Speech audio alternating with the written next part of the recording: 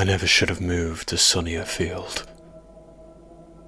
It's a town, but it's not a town.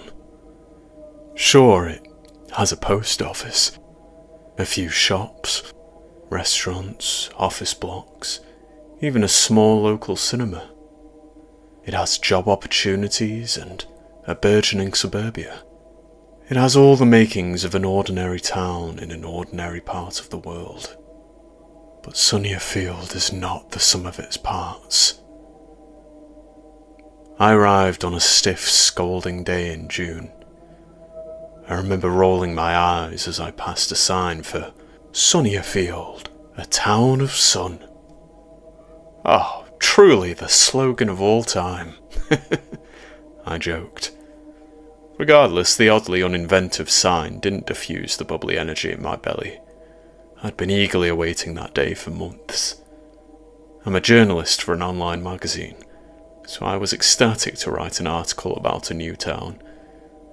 However, as I drove along the main road, passing rows of cloned houses, I wasn't sure how I'd begin. It's hard to describe Sunnierfield, after all. The town has no identity, other than the smiling face it wears so well, a mask not quite snug enough to conceal its falseness. Even my new home, a gorgeous modern build, looks a little sterile. There was no way to fault it, but that was exactly what unnerved me. There was no way to fault it. And after I'd unloaded my scarce belongings from my Ford Mondeo, several cardboard boxes and a couple of bags, I hurried away to explore the town. I didn't even unbox or unpack. I felt uncomfortable in my own home. But the town was no better. The pavements of the main street were built with tightly packed tiles of asphalt, forming an impossibly straight line through the very heart of the town. My eyes felt strained. Looking at Sunnyerfield's architecture for too long left me cold. Why had I not felt that way when I saw the advert for the town? It looked almost the same as the pictures. And then I realised what was different. It was precise. Too precise to be man-made. I remember reading something once about the concept of perfect shapes. Perfect circles and straight lines are metaphysical concepts. They don't exist in reality, but they exist in Sunnierfield. Even the people are perfect. Well, the blue shirts. Folks wearing blue plaid shirts.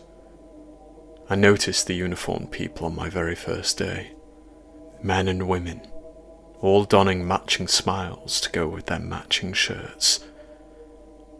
Smoothly curved smiles. Still faces. That was the distinction I began to notice. They were soulless, not quite real. And when I reached the local grocery shop, something triggered my instincts. I felt a burning sensation in the back of my head. When I turned to face the town behind me, I saw that most people kept walking, the ordinary people. But the blue shirts sharply spun their heads forwards. They'd been watching me whilst my back was turned to them. Horrified, I shook my head to rid it of the chittering, bug-like thoughts. It's social anxiety, I decided, as most people would. Anxiety induced by the big move. I was feeling nervous about such a huge life change, second-guessing my decision. That was natural, given I'd moved away from friends and family members. All of my feelings were natural. I smiled at shoppers as I walked into the store, and suddenly I felt happy again, as if a miniature worker had remembered to flip an on switch in the mood department of my brain. I no longer had a care in the world, and I mirrored the joyous townsfolk around me, happily shoveling groceries into my trolley. When I queued to pay, I listened to the overlapping conversations of my fellow customers. And that was when I noticed numerous accents. Australian, French and Russian voices created an international cocktail of colourful tones. To the side, a blonde-haired surfer fellow and a rather disgruntled Japanese lady were talking to a member of staff. He looked a little sickly, and she looked animated. As for the worker, he was a man of average build, average height, and average weight. In fact, his entire appearance was utterly forgettable, other than the blue shirt he wore. "Hey!" A jovial American voice sounded behind me. I turned to face a beaming man with bulky glasses and a comforting smile. A man of small size, but not spirit. There was, however, a vacancy in his eyes, though I know mine would have told a similar story.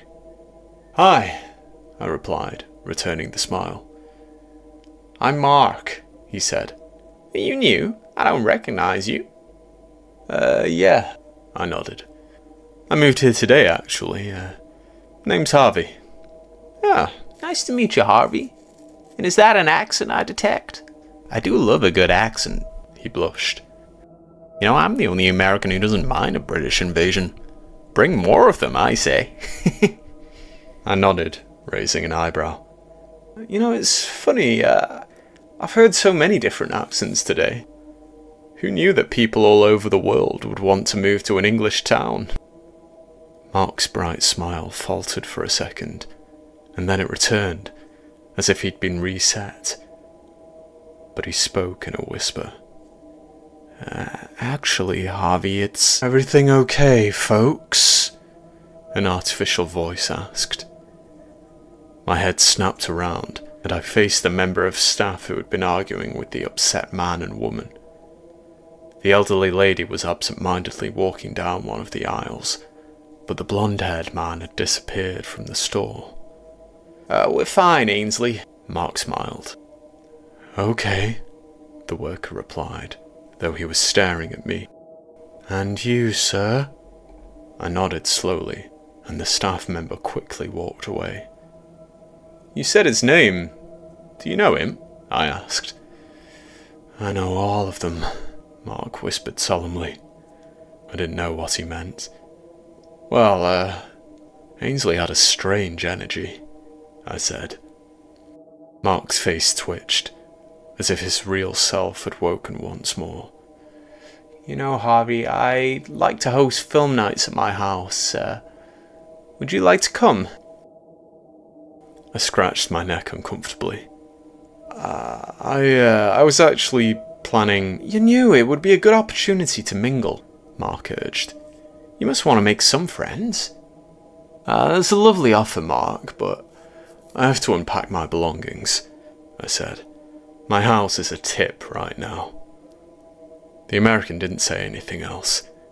He simply pleaded with his eyes, wide pupils magnified by the lenses of his prominent spectacles. I swallowed the sigh at the back of my throat, and I nodded pleasantly. "I can delay unpacking until tomorrow," I said. Mark nodded, though he still didn't seem happy, and we exchanged contact details. Around 8 o'clock that evening, I arrived at the man's house and knocked on his door, shuffling nervously on my feet. Mark was real, not like the blue people, but something still didn't feel right about him. Nothing felt right about Sunnierfield. I could sense the abnormality of the place seeping into my pores, controlling my mind, the smile on my face. It is a terrifying experience to feel genuinely and falsely gleeful. When my new friend opened the front door, he was wearing a tight bow tie, a faded denim jacket, and an unwavering smile, as if our earlier conversation hadn't happened. "Harvey!" he cried joyously. "Come inside, buddy. I want you to meet the gang." The near-skipping gentleman, dressed in dapper garbs, led me through his familiar home. I realised it had an identical design to mine, other than his personal belongings. But that wasn't too surprising in a new town. Everything was neatly and endlessly replicated. "Everybody, this is Harvey," Mark announced as we entered the living room. There were 3 friends waiting in the lounge. The elderly Japanese lady from the store, a fragile woman in her mid-20s, and a middle-aged man with a blocky build. "So that's Emmy, our wizened leader," Mark said, motioning towards the elderly waving woman. "And this little Barbie doll is Kendra." "Hey," the young brunette said. "Screw you, Ken." Mark laughed. "Oh, and that bearded hunk is Bob." The middle-aged fellow simply offered a slight nod of the head. "He's not much of a talker," Mark smirked. "But he's a fellow Brit. He'll make you feel at home."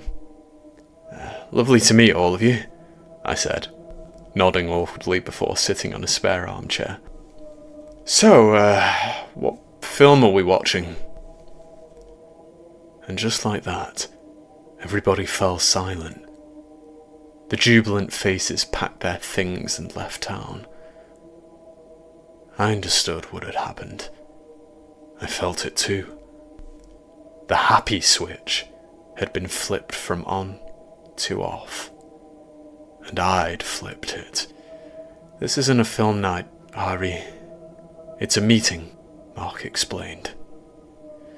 "You never should have come to Sunnierfield." The sun went down, as did the town's illusion, and then came the terror, the dawning realization that I was royally porked. Mark was telling me what I already knew, what I'd felt from the moment I crossed the border between reality and Sunnierfield. "What's wrong with this place?" I asked. "It isn't a place," Bob grunted gruffly. "You've noticed our accents, right?" Kendra asked. "I don't even speak English," Emmy muttered shakily. "But I can understand everyone, and everyone can understand me." My eyes narrowed. "What? I don't..." "This isn't a British town, Harvey," Mark said. "I came here from Utah, took a left turn off Highway 12, and then I saw the sign. I took a turning off an expressway near Tokyo." Emmy sniffled, gazing at her lap. I paused, frowning at the realization that my memories were fragmented. "I came off the M6, near Warrington.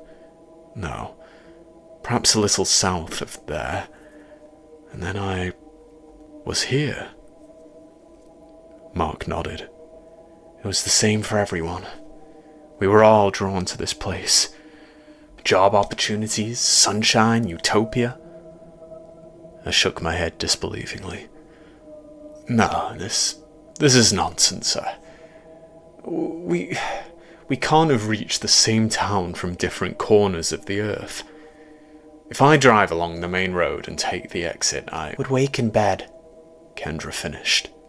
"We've tried to leave. Everybody has tried. We're trapped here, Harvey."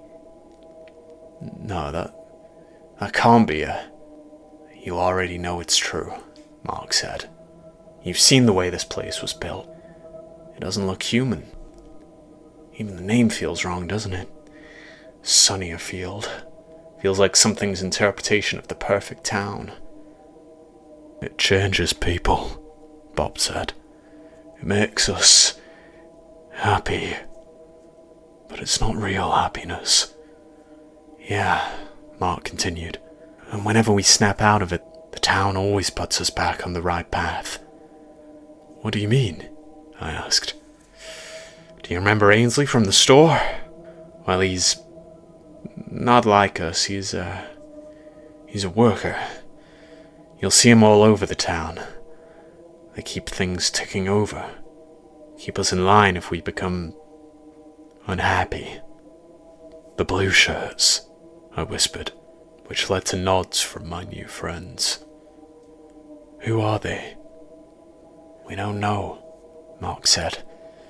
"I've been here longer than most. I was one of the first in town.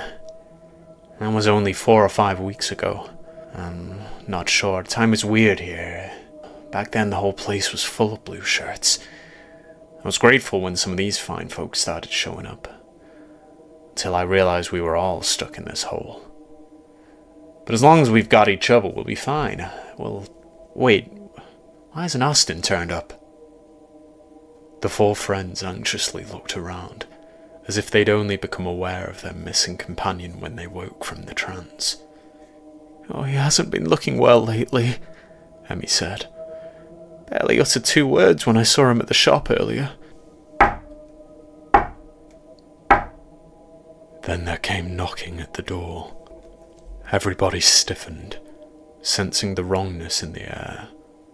The perfect air, reeking of roses. Well, to my nose, but Sunnierfield smells different to all people. "Don't." Mark shook his head as Bob stood. "Don't answer it." "I have to check," the hulking man replied, marching towards the front hallway. "Bob, I don't feel good about this," Kendra whispered. "Don't answer the door." But the man had already reached the entrance, and the rest of us had shuffled into the living room's doorway to see who had knocked at such a late hour. It was the sickly, blonde-haired man from the store, but he no longer looked unwell.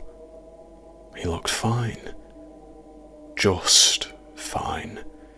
Fine hair, fine smile, and fine eyes. Utterly average, ordinary. He was wearing a blue plaid shirt. "Austin," Bob warmly said. "We were wondering when you were..." With a clunking sound from below the house, like a generator dying, all exterior lights extinguished. And when they returned, Austin was nowhere to be seen. "Where did he go?" Mark gasped. "And what was he wearing?" Emmy asked. "It looked like..." "Don't say it," Mark pleaded. "Not Austin, He looked drained," Kendra whimpered. "Drained of all joy."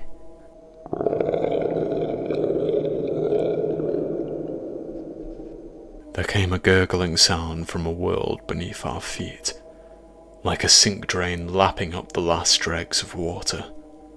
Only, it was louder than a bullhorn of hell. "What's happening?" I asked. "I don't know," Mark said, running back into the living room to look out of the windows. "I don't know, Harvey. We've never seen anything like this." "The room has changed," Emmy whispered. The old woman nodded at her surroundings, and we all looked around. Mark's photographs, lining the mantelpiece, all displayed an identical picture of Sunnyerfield's main street. "What?" Kendra cried. "Guys, the door!" The living room door had vanished. Any time something slipped out of sight, it changed. I was too afraid to take my eyes off anything in the lounge, too afraid to blink. When I looked at Mark, the window behind him had also disappeared. We were trapped in a box room, a prison that felt smaller than before. It wasn't just that there were no exits, it simply felt different. And if it were shrinking, it must have been doing so whenever we weren't looking. Mark yelled, pointing at one of the photos on the mantelpiece. We all gathered around a framed picture much like all of the others, except it displayed a moving shape. A figure was walking down the street, striding closer. "Austin," Bob grunted. "How is he?" "He's walking towards us," Emmy whispered, backing away. And I did the same. "Kendra, get away from it!" Mark barked. "What are you doing?" Kendra began. Before she did anything else, a hand burst through the frame, ripping a hole in the photo and shattering the glass encaging it. Austin's fingers seized Kendra's neck and lifted her from the carpet. His demonic face followed. The lifeless face of something that used to be a man. A face neither happy nor sad. Forgettable. But his actions were unforgettable. I'll never rid my ears of Kendra's howls. As Austin began to pluck translucent threads from the corners of her eyes, unspooling her very soul.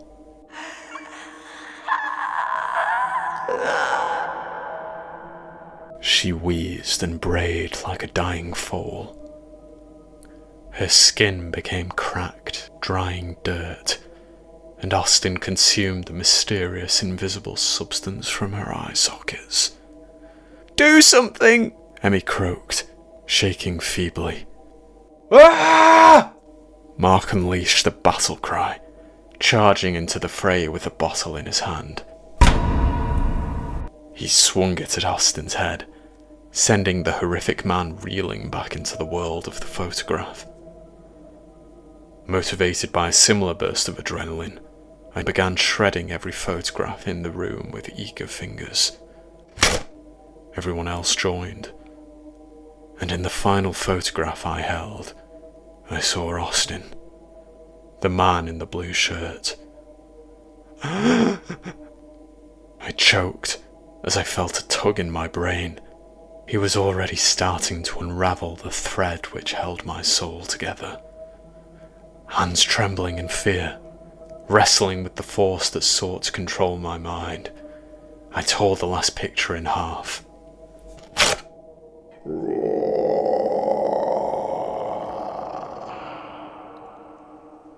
A bellow sounded from below, and, with no more than a blink, the room returned to normal.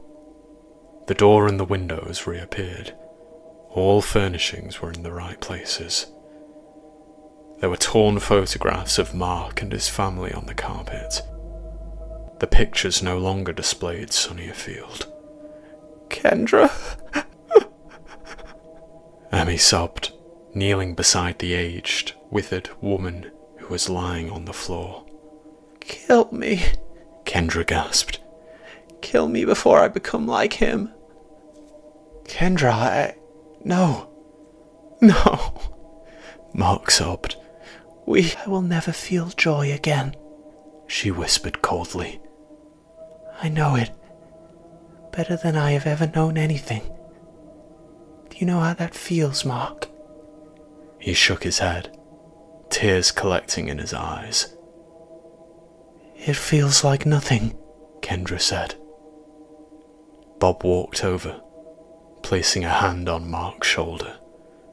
"It must be done." My eyes widened in horror as the huge man raised a large knife, one he'd mysteriously acquired, and plunged it into Kendra's face without a moment's thought. No questioning the horrifying nature of her request, he brutally murdered the girl within seconds of her uttering those final words. With no cares in the world, as if it were any ordinary Monday. And then another terrifying thing happened. We all laughed. I'd never felt such joy, never found anything so comical in my life. My heart swelled with absolute contentment. There was a brightness in my bones. I felt entirely well, healthy, happy. But I simultaneously felt terrified that I found Kendra's death so humorous. "Who else thinks Austin looked cute as heck?" Mark asked, possessed by Sunnierfield once more. "I'll tell you this much, demon or not, I would." We chortled heartily, before enjoying an evening of festivities and films. We danced, sang, and partied around the corpse of Kendra, whose knifed face bled into Mark's chic Peruvian rug. But he was only concerned about the stain. And I endured a 10-month trance. I've seen hundreds of people come and go since last June. Today, the happy switch flipped off for the first time in a long time. I recalled the horrors of that day and finally woke up. I've been asleep for nearly a year. I must free myself whilst there is still time. I realise that this place is feeding us with happiness. That's what makes us taste so divine. We are trapped in Sunnierfield, and we need help before this place drinks our joy.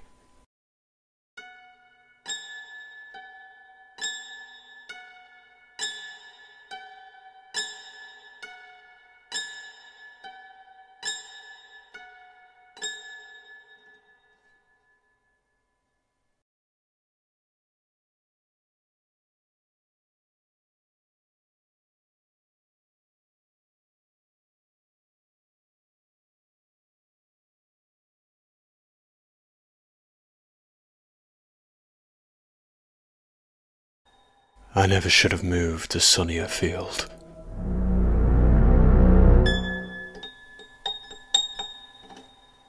A couple of weeks ago, I gathered with my friends atop the old hill at the edge of town. Kendra's hill.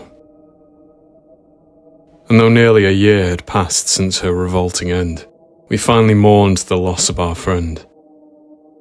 Well, I hadn't known her, but I felt the pain of my friends.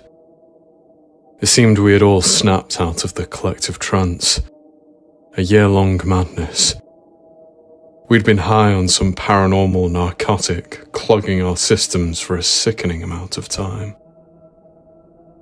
This was her favourite place, Bob sniffled. Why? I asked. Mark nodded at the endless green pastures beyond the borders of Sunnierfield, likely nothing more than a cardboard backdrop to that liminal world, and then he offered me a dejected expression. Kendra always said it was calming to look at the world from here, Mark said. She told herself that there was a way out, just over the horizon. I've never understood that, Emmy sighed, supporting herself on a cane. Seeing miles and miles of nothing, that just makes me feel even more helpless. Makes me realise I'm trapped. What are we going to do about it? I asked. Mark raised an eyebrow. Huh? There's nothing to be done about it, Harvey. I'll tell you what we're going to do. We're going to make the most of the life we've got. We're going to thank whatever lives below us. Thank it because we're still breathing. That's callous, Mark, Emmy tutted. Look, it means nothing to me. I'm an old woman. If I die here, I die here. I've lived a full life. And I understand, Mark. I understand why you want to hold so tightly to Sunnierfield. I'm very happy for you and Robert. To see love blossom in such a cold place is truly heartwarming. But Harvey and so many others in this colourful hell are not so lucky. What kind of life is this for them? A perpetual nightmare in a town of falseness. It's not that, Emmy, but I appreciate the sentiment. Even if we could bear the horror of living this way, how long would we have? How long before we suffer as Kendra suffered? As long as we don't rock the boat, we don't die, Bob grunted. That night was our fault, Harvey, not yours. We shouldn't have told you the truth about Sunnierfield. That's why this place took Kendra. What about Austin and the other blue shirts? I asked. They didn't rock the boat, did they? Sunnierfield still did horrible things to them. Worst things. To become a mindless monster, trapped in a deeper level of Sunnyfield's demented dimension. Perhaps death would be better. Stop talking about it, Mark muttered. Just drop it, okay? We don't want to draw its attention again. It was already dangerous for us to gather here. Dangerous for us to talk about any of this. We've honoured Kendra, but now we need to forget everything. We need to be what Sunnierfield wants us to be. How do we feel about a barbecue at my place tonight, eh? I'm all for embracing the fact that we're free of the past year's mindless trance. But let's be sensible about our newfound free will. We have to maintain the illusion of happiness. Fine, I replied. But we'll talk about this again. Sure, Mark said, walking away. Let's at least bide our time, Bob whispered to me. Mark isn't saying to leave it forever. I'll talk to him. Later. I nodded my head, beaming. But I concealed unending horror beneath the surface of my smile. And that was my strength. It was my barrier against the forces at work. I knew that the puppeteer, the awful mastermind behind this place, wanted me to feel joyous. He wanted to fatten me up on dopamine before feasting on my soul. And though I'd promised Mark that I would drop it for a little while, my mind was still racing. In truth, I was worried about him. Worried about Bob and Demi too, when I saw them jubilantly tucking into Mark's famous beef burgers at the barbecue. They weren't pretending. Not to my eyes. No, it was genuine happiness. They looked docile again. Pleasant. Unaware. And if the trance were taking hold, if the place were seeking to control us once more, having noticed our sudden downtrodden moods, then we weren't safe. I wasn't safe. And I didn't know how long it would be before I started to feel unnaturally chipper too. For as long as possible, I had to pretend. Had to play along. I want to ask, by the way, I said, speaking between bites of a burger. What's happened to your voice, Mark? Where's your accent? What do you mean? Mark grinned. I've always sounded like this. British? I laughed. You're American. It's due to Robert's influence, Emmy chuckled. Oh, imitation is the highest form of flattery, Bob shrugged, wrapping an arm around Mark. Really? I asked. I don't know, guys. It feels as if an unseen narrator has given up on attempting an American accent because he has no idea how to do one. and holding back laughter whilst narrating your lines might have been too much hard work for him. All right, Mark said. Let's stop breaking the fourth wall. Sorry, I replied, suddenly losing my jovial demeanour. Listen, Mark. I've been thinking about our conversation earlier. I'm struggling to forget about it, okay? We have to do something. You know that, don't you? We have to find a way out of this place. We don't have to do anything. Just relax, Harvey, Mark spat. It's all over now, okay? After the barbecue, I didn't go home. I went to the place that I'd been visiting for a week or so. The place I found on a walk through the forest of Sunnierfield. If it should even be called a forest, given that it barely covers a few acres of land. I found a pit in the rocks.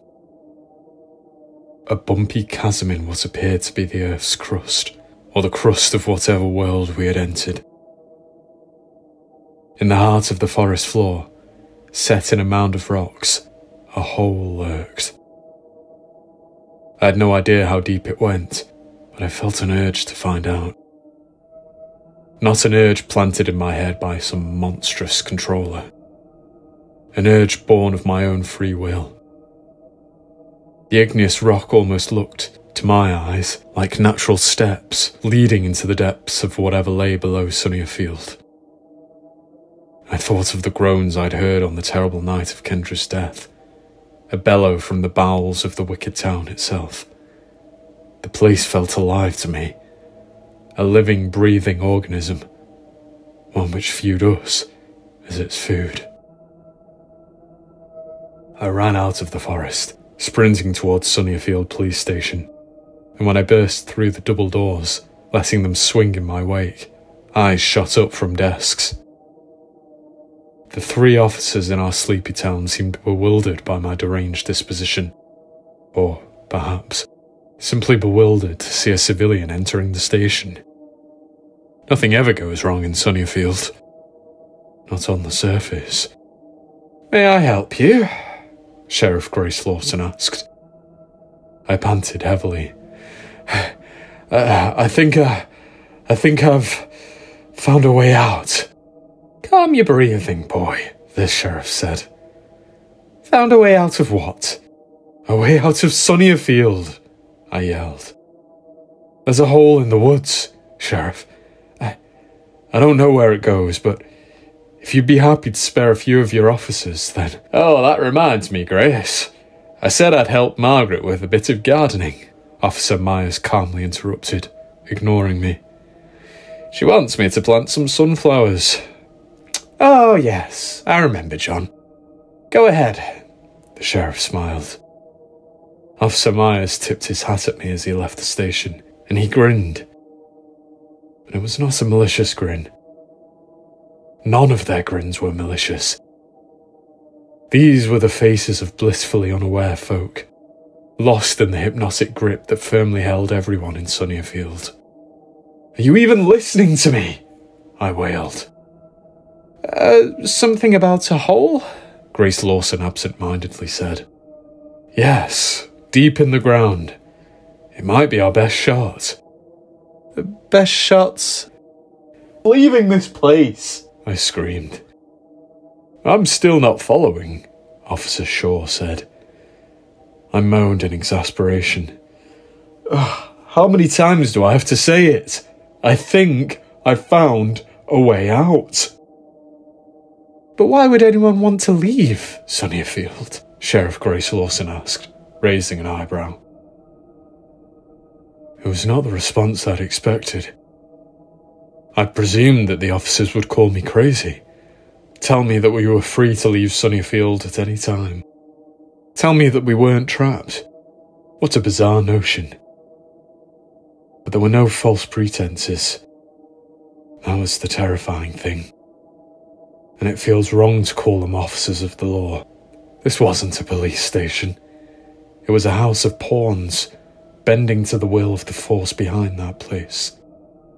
"You're lost," I whispered, backing towards the main doors. "You're all hopelessly lost. But this hole, it really feels like an exit, an escape. I believe I've found our last hope." "I don't think you have," Grace icily whispered, halting me in my tracks with her unexpected chilliness. "I don't think you've found anything, Harvey Wayne." I gulped. "What's wrong with you? Is there anyone still in there? In your head? A person?" The sheriff's smile broadened, but I saw a tear trickle down her cheek. A drip of humanity that betrayed the intent of whatever unnerving force steered her body like a boat on a still surrendering lake. "I'm just living my life, Harvey Wayne," Grace whispered, a hint of sorrow behind her pleasant tone. "But I don't need to keep the order. Others do that for me.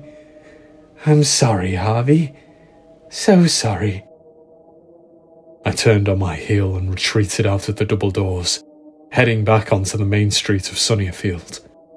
And there they were, as she had promised. The others.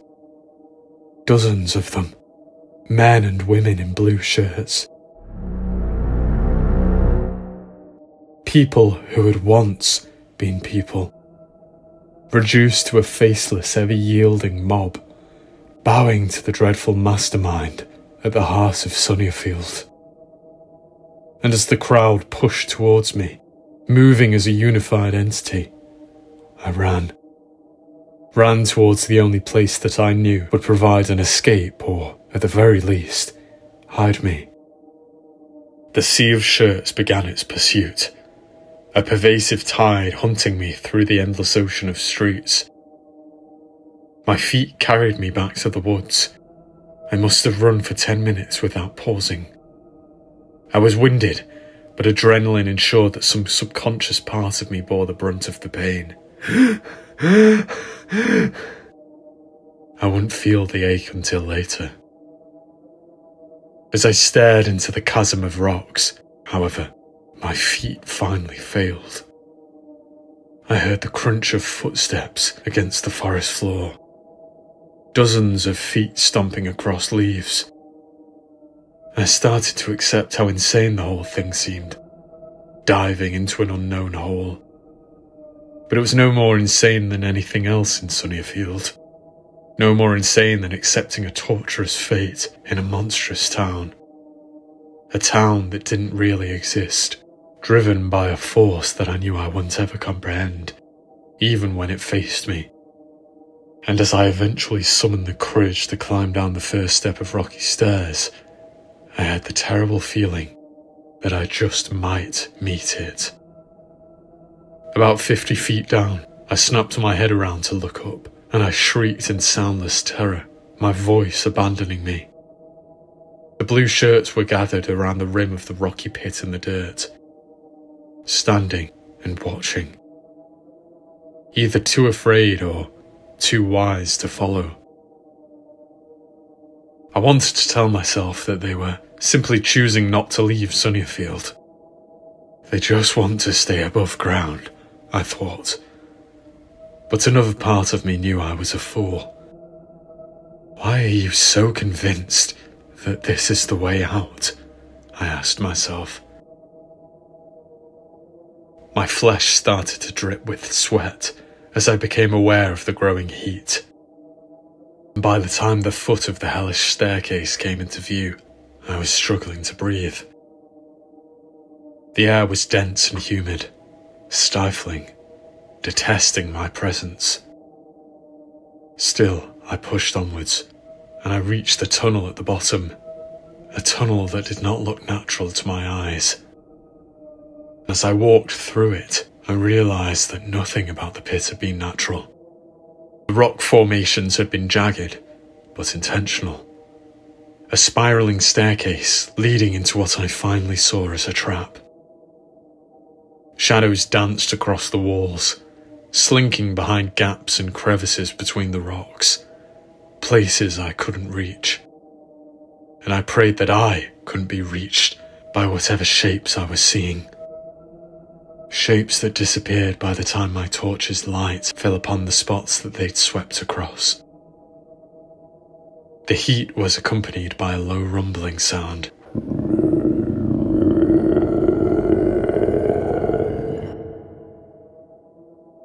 A sound I recognised. A muted version of the growl I'd heard in that living room on the night of Kendra's death. I realised that I'd been fooled once more. I had freely desired to escape, but the urge to enter that place had not been mine. I no longer denied that. I'd become so accustomed to Sunnierfield filling me with false joy and apathy that I had mistaken the feeling of fearful urgency as entirely legitimate. But something wanted me in that place, and it used my fear against me. I eventually saw a large cavern at the end of the tunnel, lit by burning torches. I stepped into the spacious area, and I gasped at the haunting sight before me. Within the sizable room below ground, 50 feet tall and hundreds of feet wide, there sat a vile mass of bodies. A squirming mess of blue-tinged horror. The people of the town formed a monstrosity. A living mound of wriggling, but not resisting, people. The servants of Sunnierfield. And as I took a closer look at the unknown creature, I saw that it had a face. A face composed of bodies, with eyelids and a mouth that opened and closed, revealing swirling pits of darkness within the creature. "Please," I begged. I just want to be free. The paranormal behemoth did not respond with words. The world transformed, and I found myself trapped in an ethereal image that the monster sought to place in my head. A joyous memory of my childhood. My mother and father playing with me on our old street, pushing me on a bike. I knew what the creature was trying to do.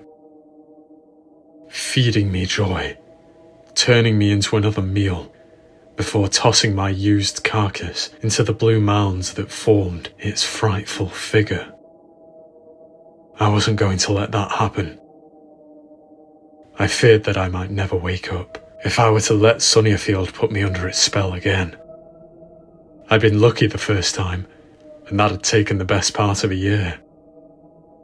If I were to succumb to the happy images enveloping me, I knew that I would quickly join the blue mass.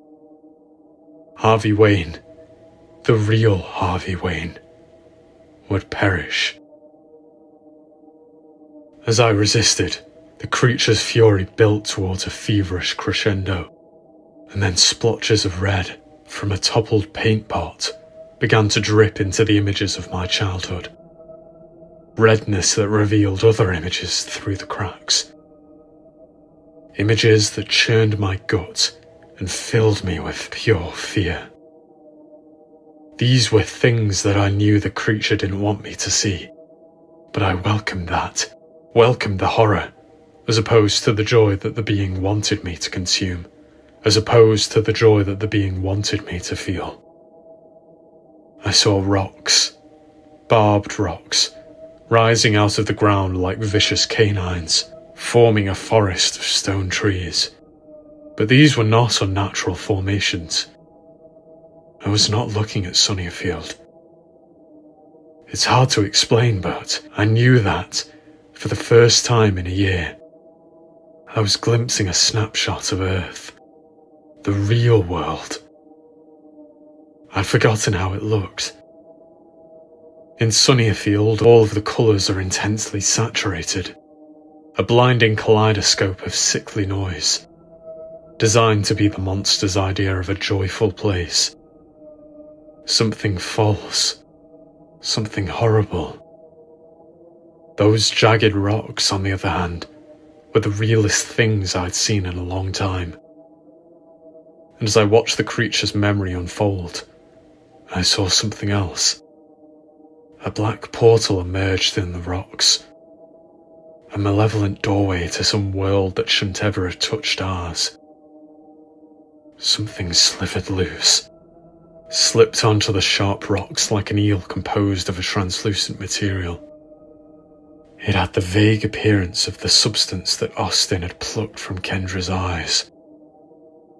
And its form started to fade as it slid across the rocks, struggling to survive in our realm. Black plumes billowed from its decaying form. It needed something. And though the creature fought valiantly to conceal its memories from me, more of them tumbled loose. A little farther along its journey, the creature hissed as it passed a quarry, desperate to scarper away from the rocks there. After it fled, the creature's form seemed to diminish a little more slowly. Blackness ceased spilling from its form. I found that curious. The creature reached a Madagascan town. I don't know how I knew that. I must have understood what it understood. The creature watched the people of the island it had found, and then it returned to the stone forest, building a home beneath the rocks. It manifested matter from nothing, built a town below the earth, built a false sky, false grass, false buildings, a paradise hundreds of feet below ground. And then it lured people to its home, lured them to Sunnierfield. And it feasted on their souls, sucked the joy out of their eye sockets, returning to life as its victims screamed in agony. Joyless, mindless husks moved as one swaying wave towards the creature, piling on top of it to form a protective cocoon. Somehow, the being still didn't feel safe, so it kept digging below the false forest it had created, a forest already below ground. It burrowed deeper and deeper, 100 feet farther from the real world. The whole town was a prison below the earth, a prison that people somehow accessed from all points of the globe. And the creature's lair was simply a deeper underground prison. Upon registering this terrible truth, I opened my mouth to scream, but nothing escaped. Instead, the memories faded to blackness as the creature submitted, refusing to continue its fruitless endeavour. I braced for death, assuming that the being would want to rid its home of such a stubborn inhabitant. But when I woke, I was lying in the grass of the woods, and I was being pulled along by somebody, pulled by the collar of my shirt. I cried and wrestled free. "Whoa!" Mark cried. "I was only trying to help you. You're heavier than you look." What are you doing here?" I asked. I found you in the pit of that place. When I climbed down to find you, your eyes were bleeding. No, not bleeding. I don't know how to explain it. That substance was being drained from you. Oh, I still had joy for the creature to consume, I whispered fearfully, realizing that explained the emptiness in my body. But how did you find me? I saw them outside, the blue shirts, and I realized I wasn't a very good friend earlier. Mark sighed. It just feels so easy sometimes. So easy to submit to the thoughts, the happy ones. But when I saw the crowd filling the streets, filling the entire town, I knew something was wrong. Knew it had something to do with you. So I followed them. I breathed heavily. I don't know why it let me live, Mark. I wouldn't do what it wanted. I wouldn't let happiness fill me. I'm sure it'll drain whatever dregs of happiness remain before killing me. What did you see down there, Harvey? A thing below the ground, I whispered, shaking. Something alive? Mark shivered. I sighed. I don't know. It showed me something that it didn't want me to see. What? Mark asked. Where it lives, I replied. Where it built Sunnierfield. We gathered with the others and began brainstorming. I talked about the things I'd seen in the images, the jagged rocks, the people in the Madagascan town, and when we Googled related words, we quickly found the place. Singi de Bamaraha National Park. Then we searched for nearby quarries, and photographs of one rang a bell in my mind. There! Those were the rocks that hurt that thing, I whispered. The creature fled from that place. Well, that's got to be the key to killing it. But how are we going to get up there? Bob asked. I mean, we're not going to find any rocks like that down here. The important thing is that we know there's a way out. We just have to find it, I said. We're far below ground, but this is Earth. We can reach the surface. Somehow. Have you considered that the creature might fear some material within the rocks? Emmy asked, pointing at the computer screen. This page says it's a basalt quarry. I doubt we'll find any basalt in Sunnierfield, Mark said. Certainly not if the creature fears it. No, but he might have fled from something within basalt, Emmy suggested. A night of geological research commenced, and our heads quickly began to hurt. None of us were scientists. We only understood the basics. Igneous rocks such as basalts contain many different components, but my eyes were drawn to one word. I don't know why. Perhaps, within the creature's memories, I'd seen and understood far more than I realised. Whatever the case, my eyes were glued to the picture of a chemical element that can be found in high concentrations within basalt. Cobalt.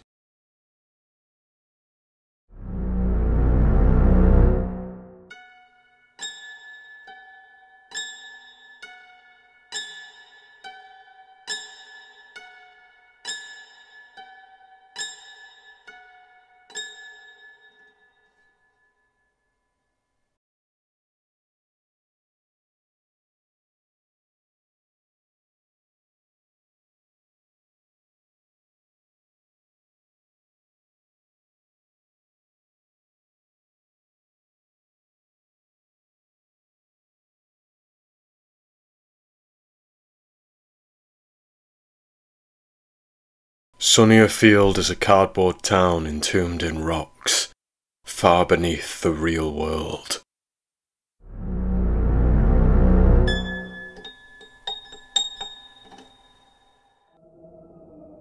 Far beneath anything that one might call earthly. It is not a town at all, of course, but you shouldn't foolishly say it doesn't exist. At the very least, the people who live here are real. Some of them, anyway. And now we know that. Now we know that we're merely dogs in a cage, not disembodied souls wandering purgatory. My friends and I dream of escaping. We've always dreamt of escaping, obviously, but our motivation has been renewed by a diabolical discovery. A haunting creature lives beneath the town. Something tangible, to a degree. It wears a shroud of wriggling, mindless, human bodies. A shell so unthinkably horrible, it fills my mind with the terrifying possibility that there may be no ending the being. Regardless, some brave Sunnierfield residents and I have found the thing it fears. Cobalt. Upon learning this, we were elated. The four of us didn't understand the puzzle of the town as a whole, but we understood that we'd found at least a piece of it. The black, unfeeling thing at the heart of Sunnierfield had a fear, or a weakness, and that was our drive. I remember the emotion in my pulsating chest. Not joy, a sensation more ancient and animalistic than that. Something more powerful. Yes, that's it. I felt powerful, and I felt human for the first time in a long time. Without the belief that survival had even been on the cards, I'd lost all sense of self. To regain that feeling was a blessing. It was a fleeting feeling, however.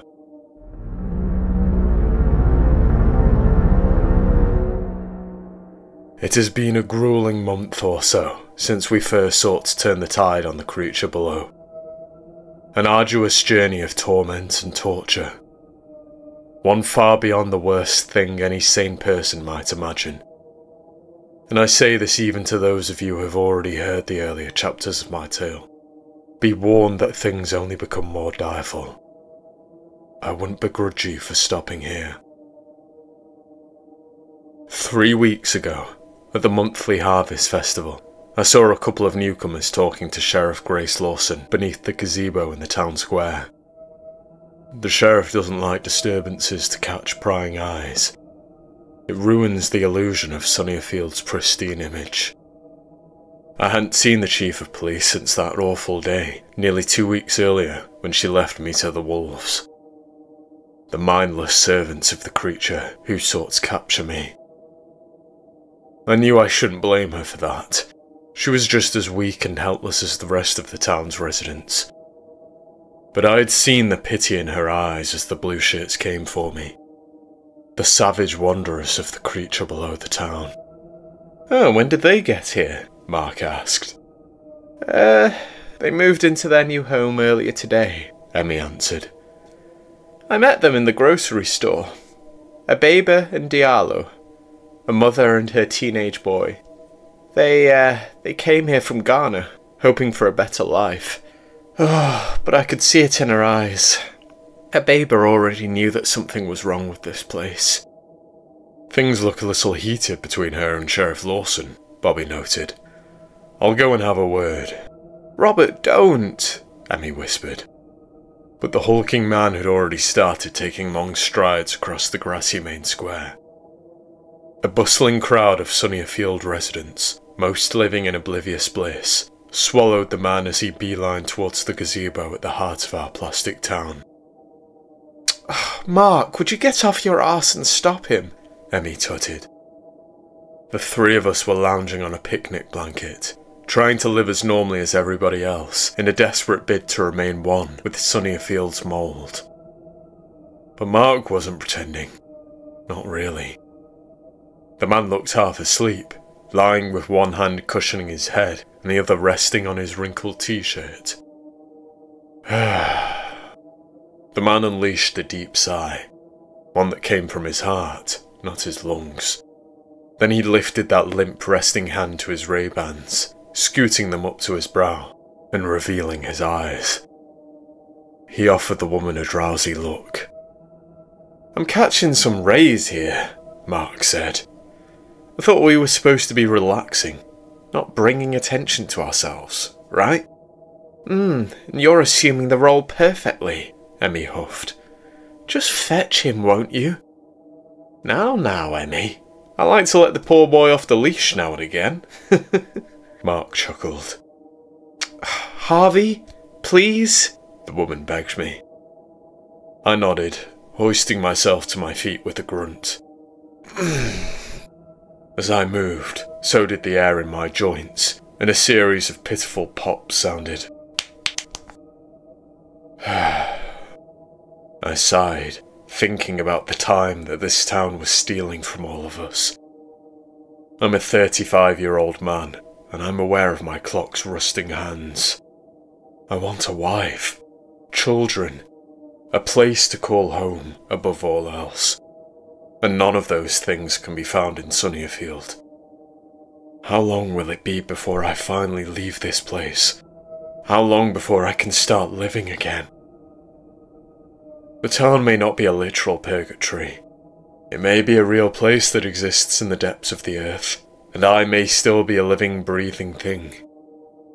But I'm not alive. Not in any meaningful sense of the word. I was gripped by those existential thoughts as I manoeuvred through the eager festival attendants, who were too transfixed by plentiful harvests of tomatoes and strawberries to notice the commotion in the gazebo. I was more nimble than Bobby, but the man still beat me to the sturdy wooden structure at the centre of the square. "Everything all right here, Sheriff?" Bobby asked. Lawson didn't look pleased to see him, or perhaps she'd simply noticed me running a few metres behind.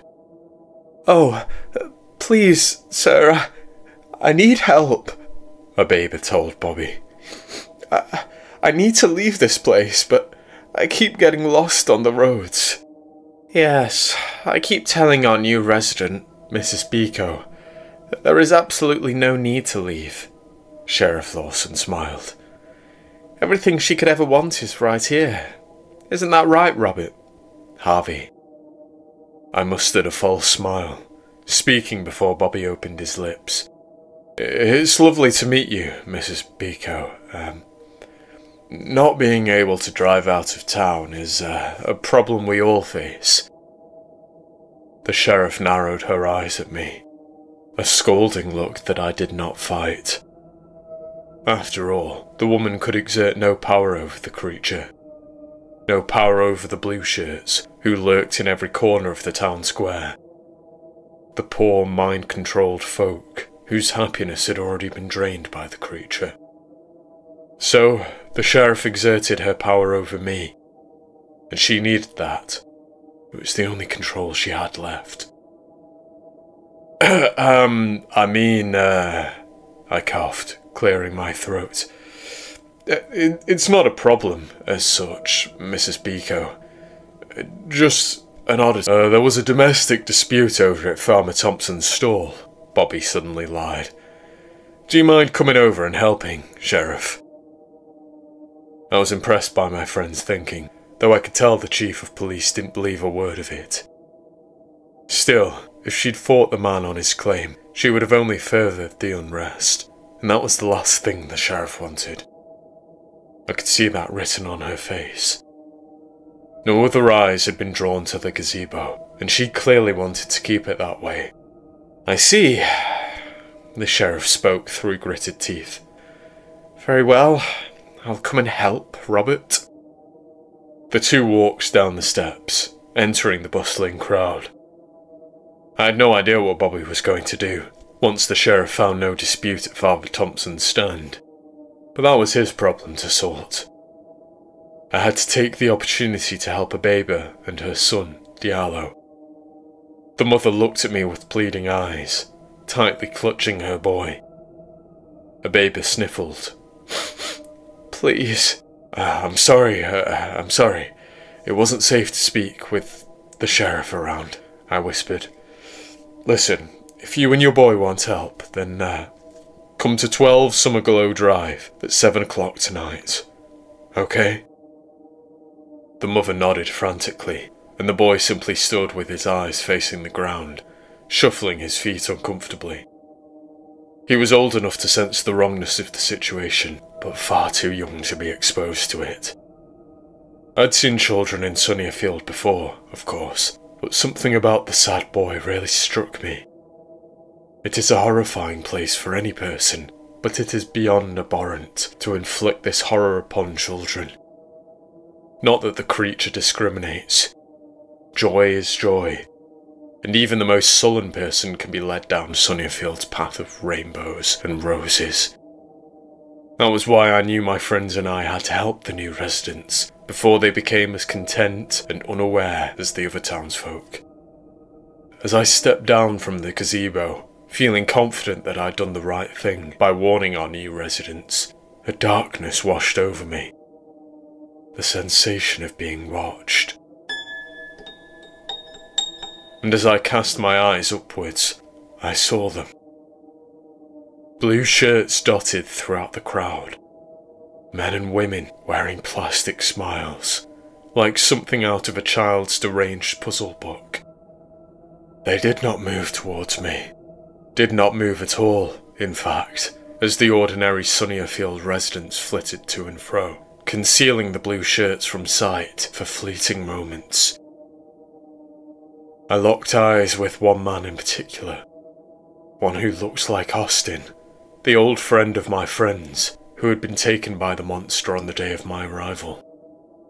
He looked worse than the last time I'd seen him. His face had lost all colour. He was emaciated. I realised that the creature below might drain these people of more than just joy. My chest pounded without a consistent rhythm, as fear seized every muscle in my body. I kept my eyes on the man as I weaved through the crowd, trying to find some safe passage back to my friends. In the corner of my vision, just beyond the stalls, I could see them on the picnic blanket, sitting on the grass, waiting for me. But I kept my focus on the horribly grinning meat puppet in the crowd. A laughing couple passed in front of Austin, and I unleashed a hoarse yelp once the man's face returned to view. For it wasn't his face at all. It was mine.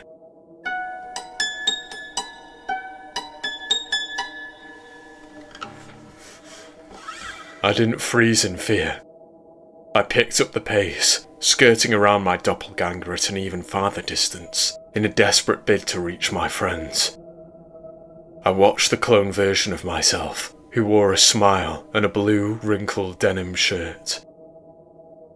It watched me, twisting on the spot, grin pursuing me. A group of gleeful teenagers passed before Sunnyfield's prophetic version of myself, and the demon changed one last time. Once the kids were gone, revealing my clone again, I finally unleashed a scream that turned a few concerned heads in the crowd. Alarmed townsfolk, whose collective moment of clarity quickly passed, only to be replaced with faux joy once more. Around its neck, my doppelganger wore a noose knotted to a nearby lamppost.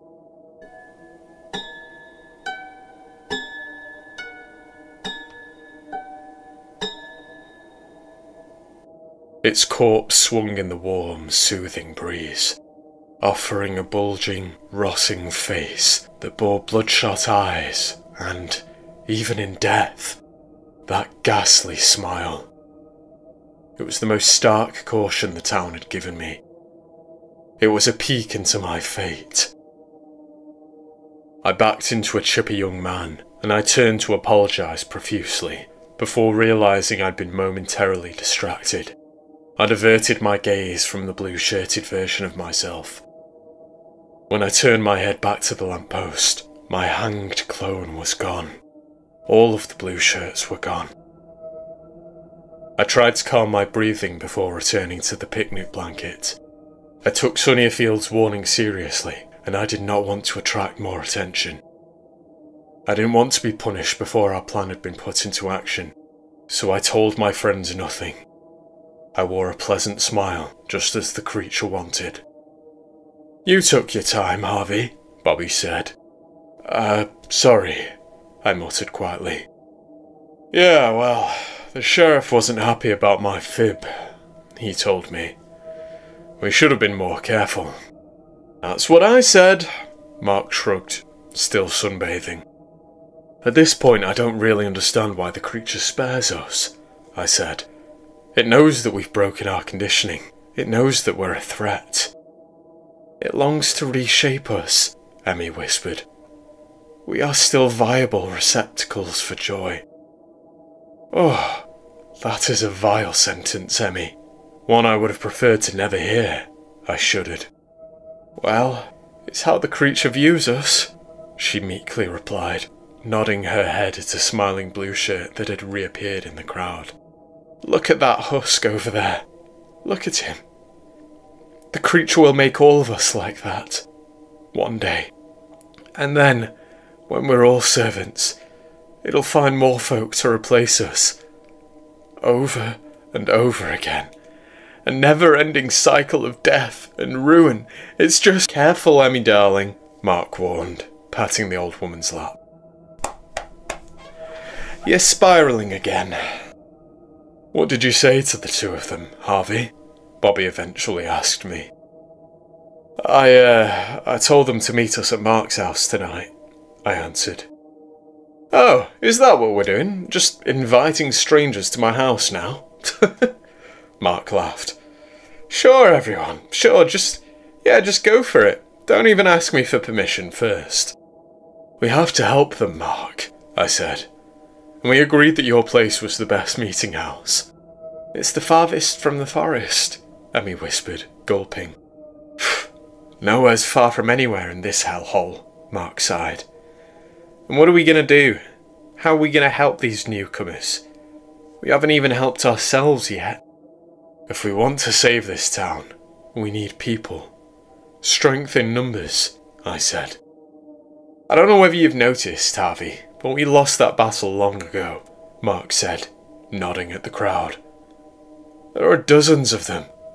Hundreds, perhaps, considering what you saw in the cavern below the forest." "I don't know how many of us it'll take," I replied, "but I do know that we're close. We have our phones, jewellery, clothing, all sorts of things that contain cobalt, all sorts of things that might kill the creature." "Right," Mark nodded. "But how do we know what you saw in that cave? Cobalt might not do anything at all to this monster. And even if the being does fear it, how do we know that these items will serve as weapons? Are we just going to charge into the fray, launching these assorted belongings at the fleshy blob, like miniature projectiles? It sounds ridiculous, Harvey. absolutely ridiculous. Your insanity will kill us all. The creature's going to kill us anyway, I said. Don't you at least want to try to escape, Mark? I envy all of them, Mark replied, ignoring the question as he eyed the festival goers. I just want to be like them, you know? Happy. Bobby smiled at him. Come on, love. This isn't a real life. You know that, don't you? Mark sniffled, eyes concealed by black shades. I know, Bob, I'm scared to lose what little we do have. I thought about those words later that evening, whilst we sat in Mark's lounge, waiting for a knock on the door that might never come. I considered that my friend might be right. Considered that perhaps we'd lost sight of what really mattered. Living might always be better than dying, no matter the cost.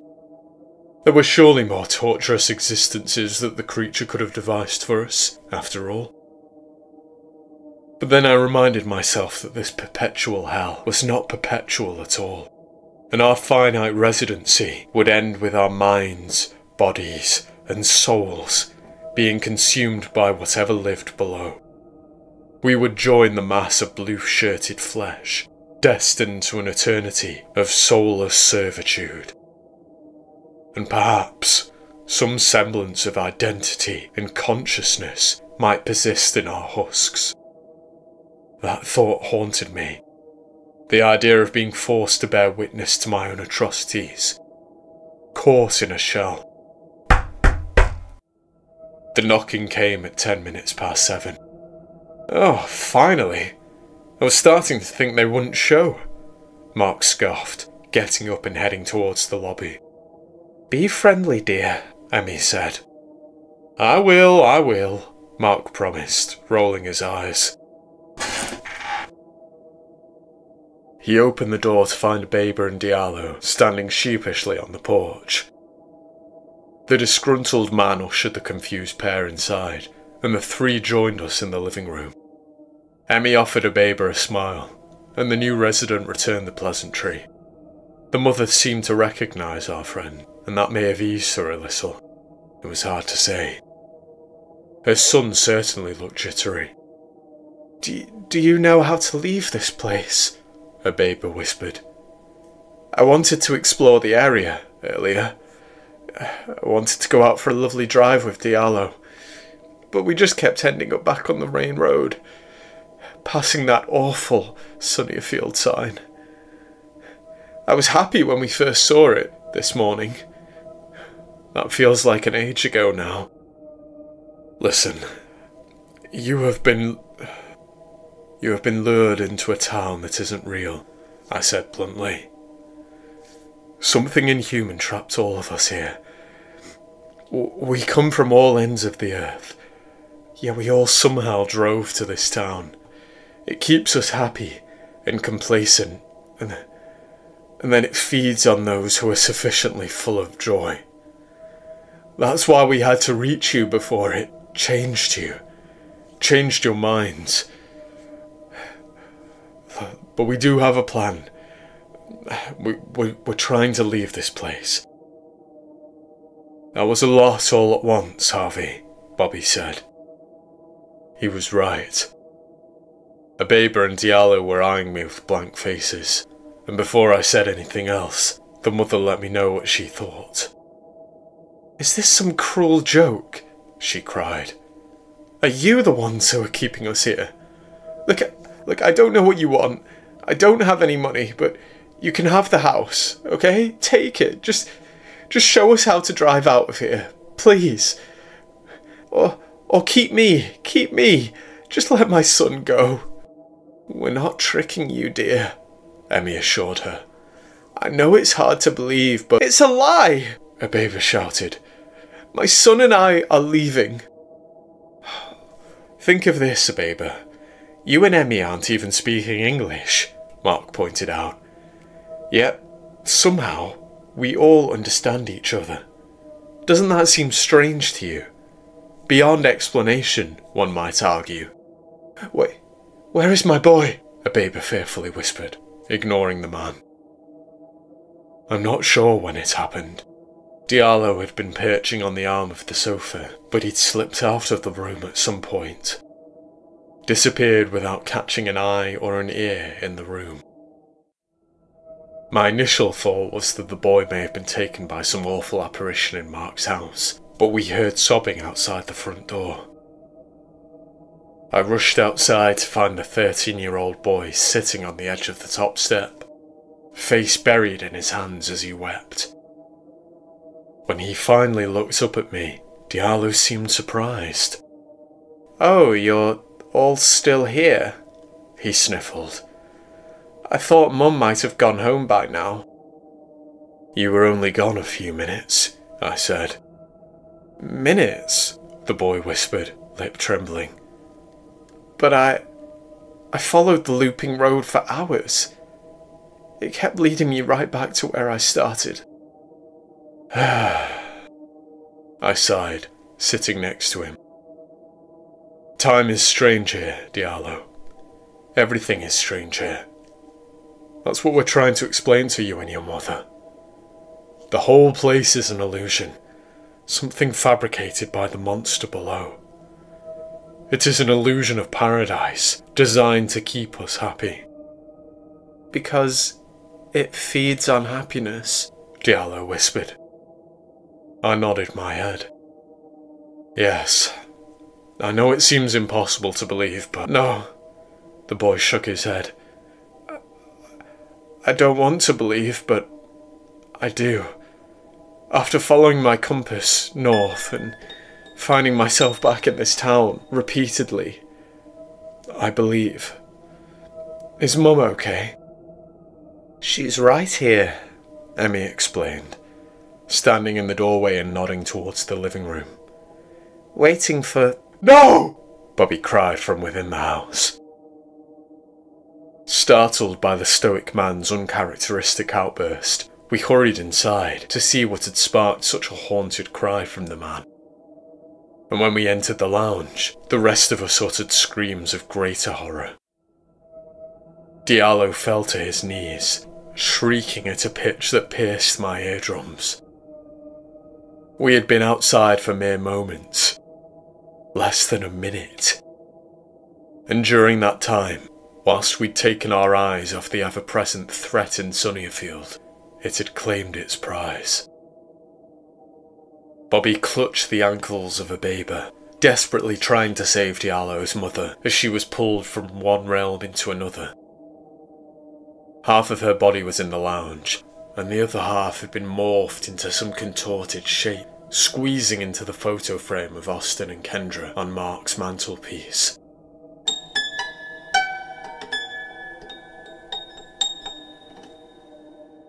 The photo he had thrown out countless times, only for it to continuously reappear.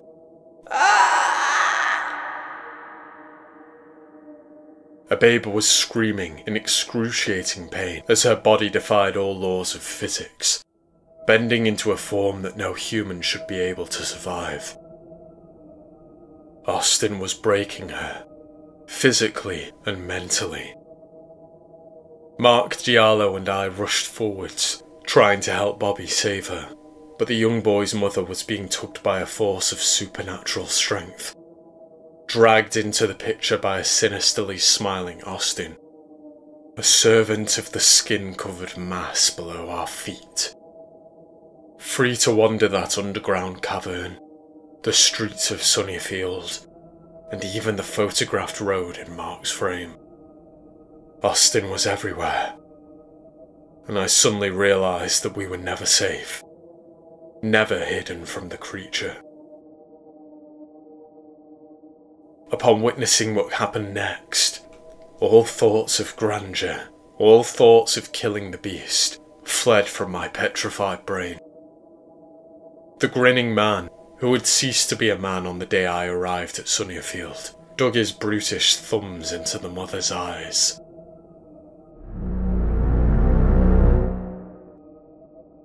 She shrieked as he made quick work of rummaging around in her sockets, clawing his way into her skull, and finally tearing her entire face apart, putting her out of her misery after an agonizing minute of torment. No! Diallo screamed as his mother's corpse was finally wrenched away from them, and Kendra appeared in the photo frame. She helped Austin drag the bloody, desecrated corpse up the road. They disappeared towards the horizon, with their sinister faces locked onto ours, and their smiles never faltered.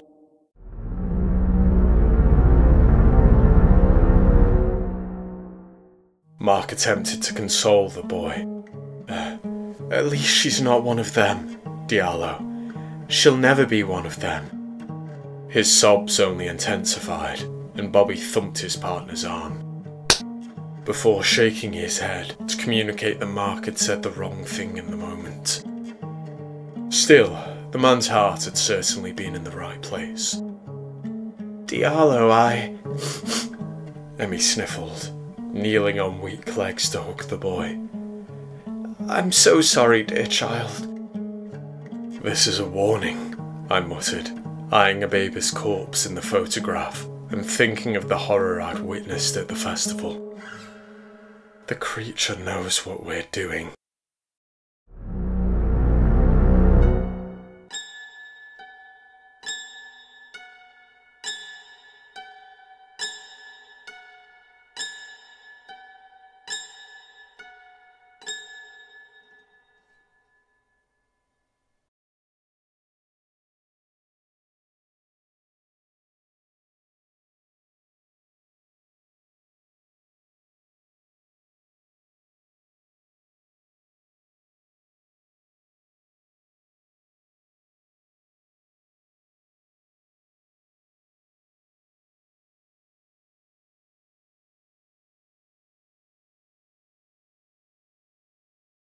Welcome to Sunnierfield, a faux town that speaks to your elusive utopian fantasy.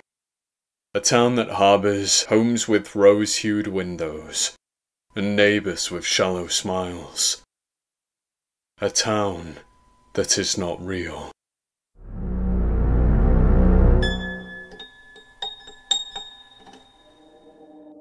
For those of you who are new to my story, here is a brief synopsis. I came to Sunnierfield in the summer of 2023. Came here after reading an odd, now deleted forum post to write an article. One that might finally cement my status as a journalist worth noting.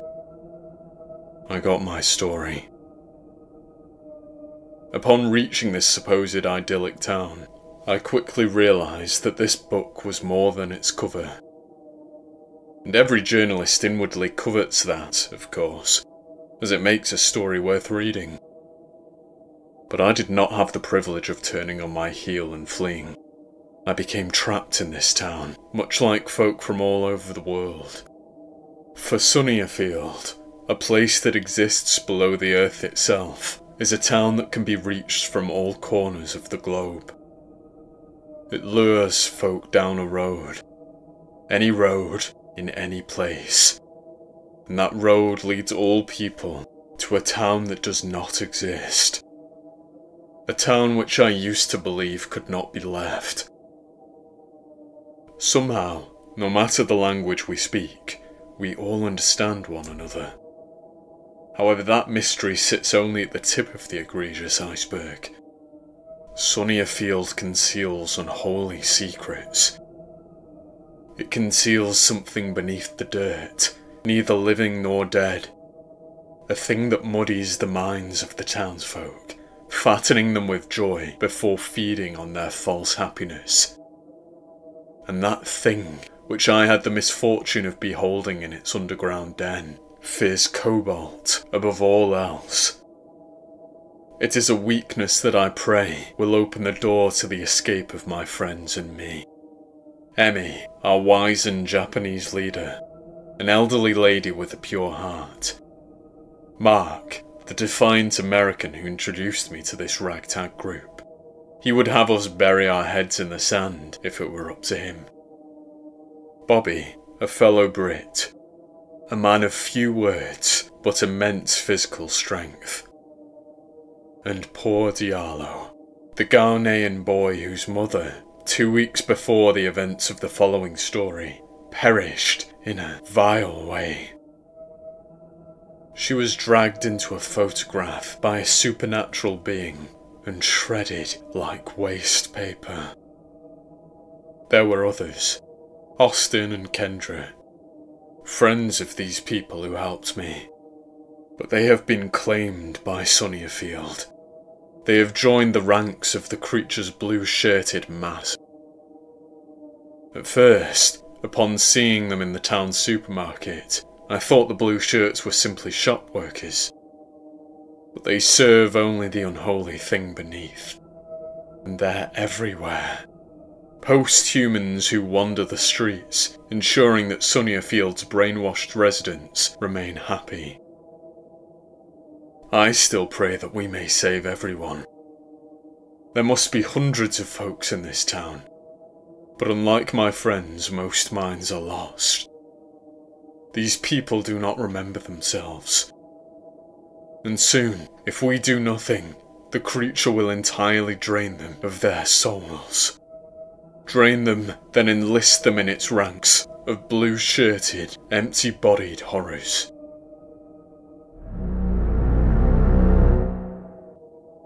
2 weeks after the death of Diallo's mother, Emmy took it upon herself to care for the boy, in spite of our impassioned protests. We love the woman dearly, but her prime days are certainly in the rearview mirror, and the awful events of Sunnierfield have only aged her more rapidly, a sobering truth for each of us.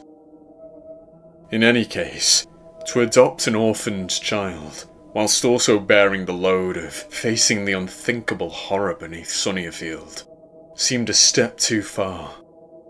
Many steps too far. "How is he?"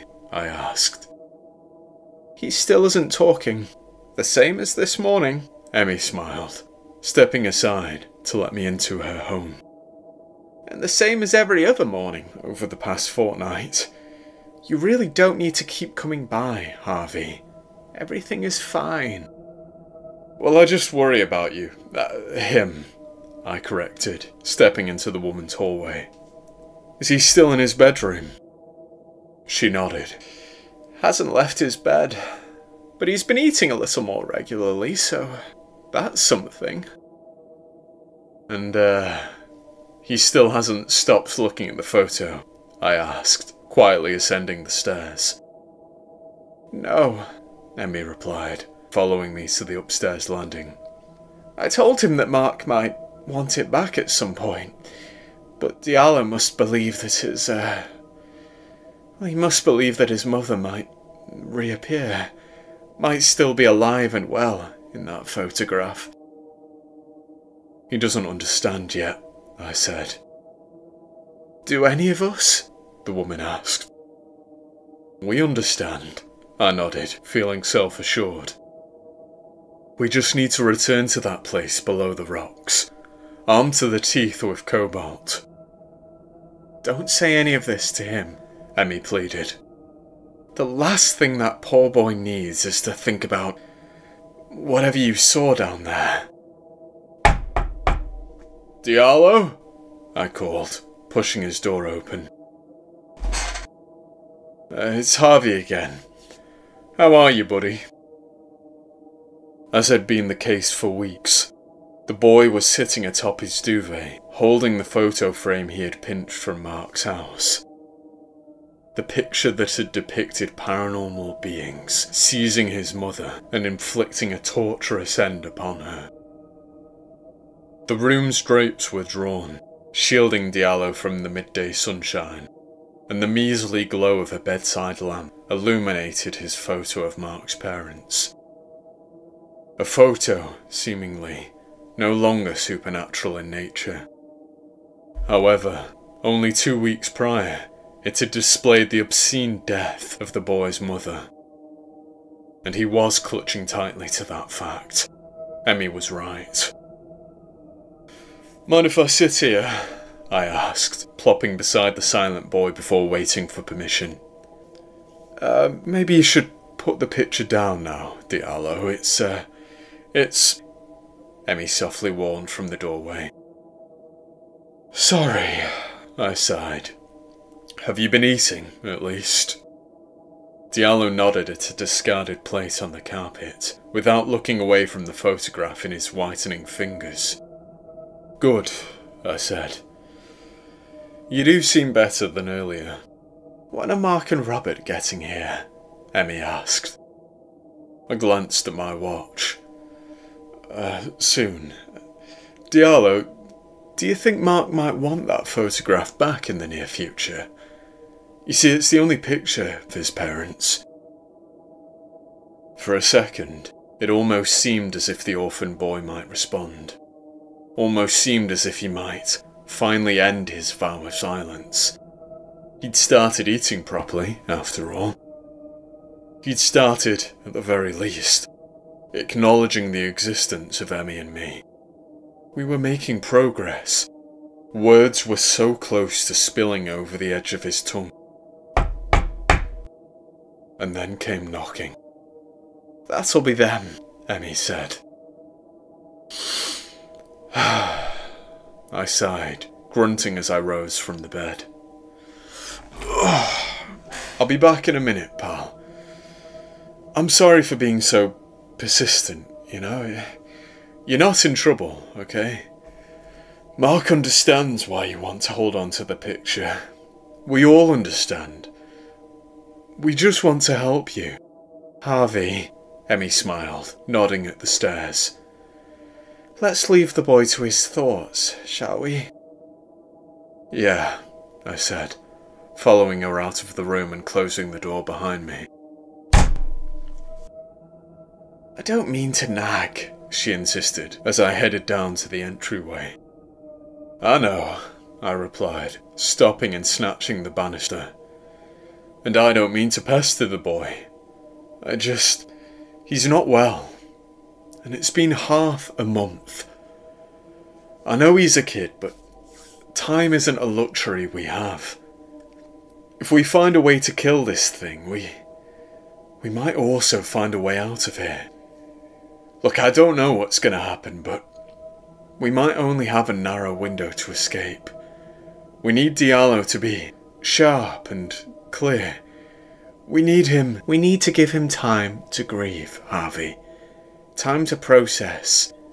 Time to process what he feels able to process, which is very little in this terrible place, Emmy gently interrupted, motioning towards the doorway.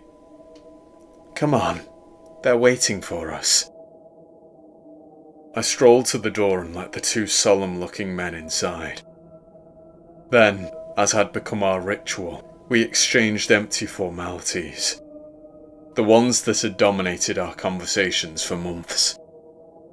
Our stilted, anxious small talk had only worsened since we'd learnt of Cobalt's power against the evil. I'd been infused with a fresh desire to defeat the creature, but Mark didn't want to fight it. It was not that he wanted to spend the rest of his days in Sunnierfield as such. He simply didn't want to fail, didn't want to die.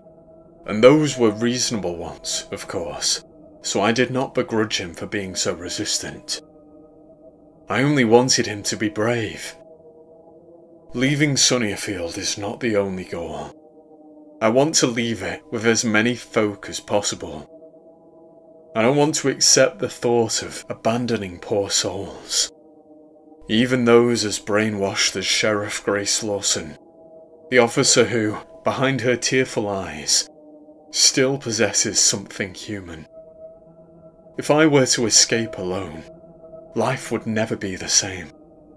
I wouldn't want to think of the darkness below the rocks, stealing the hearts and minds of those left behind. We all must leave this place. How's Diallo today? Mark asked as the four of us sat in the lounge. Much better, Emmy nodded. Has he said anything? Bobby asked. Emmy shook her head. You know, he might just not speak English well, the man suggested. Emmy lifted an eyebrow and grinned. You do know I'm speaking Japanese right now, don't you, Bobby? You understand me perfectly. Language doesn't exist in this place. He blushed. Sorry, I forget sometimes. I've been, detaching a little recently. Forgetting that we're in Sunnierfield. Know what I mean? Emmy nodded weakly. It's trying to reclaim our minds. Make us like everyone else, I said. Is Diallo physically well, at the very least? Bobby asked, ignoring my ominous claim. The woman nodded. He's had breakfast, even a little lunch. The boy needs vitamin B12 tablets too. And I've finally managed to convince him to take them again. He's still holding that photo, I suddenly said. Emmy sighed. Harvey. Look, we need to discuss the topic we've all been avoiding, I said, slipping my phone out of my pocket. Cobalt. This contains it. We've done the research, and now we must strike. We need to talk about how we're going to get into that ditch. We don't know anything about what you saw beneath Sunnierfield, Mark said. Not really. Even your vision told us very little. If Cobalt were so deadly, surely the creature would have shied away from you when you entered its den. You had your phone in your pocket, after all. It didn't wither away, did it? You need to accept the truth, Harvey. We are powerless against this being. It simply chose to spare you. I paused, attempting to find a suitable response, but had my attention diverted by 1,000 feet rapidly thudding against tarmac. Rolling around a corner, just beyond the living room window, a manic crowd of blue-shirted people surged onto Emmy's front lawn.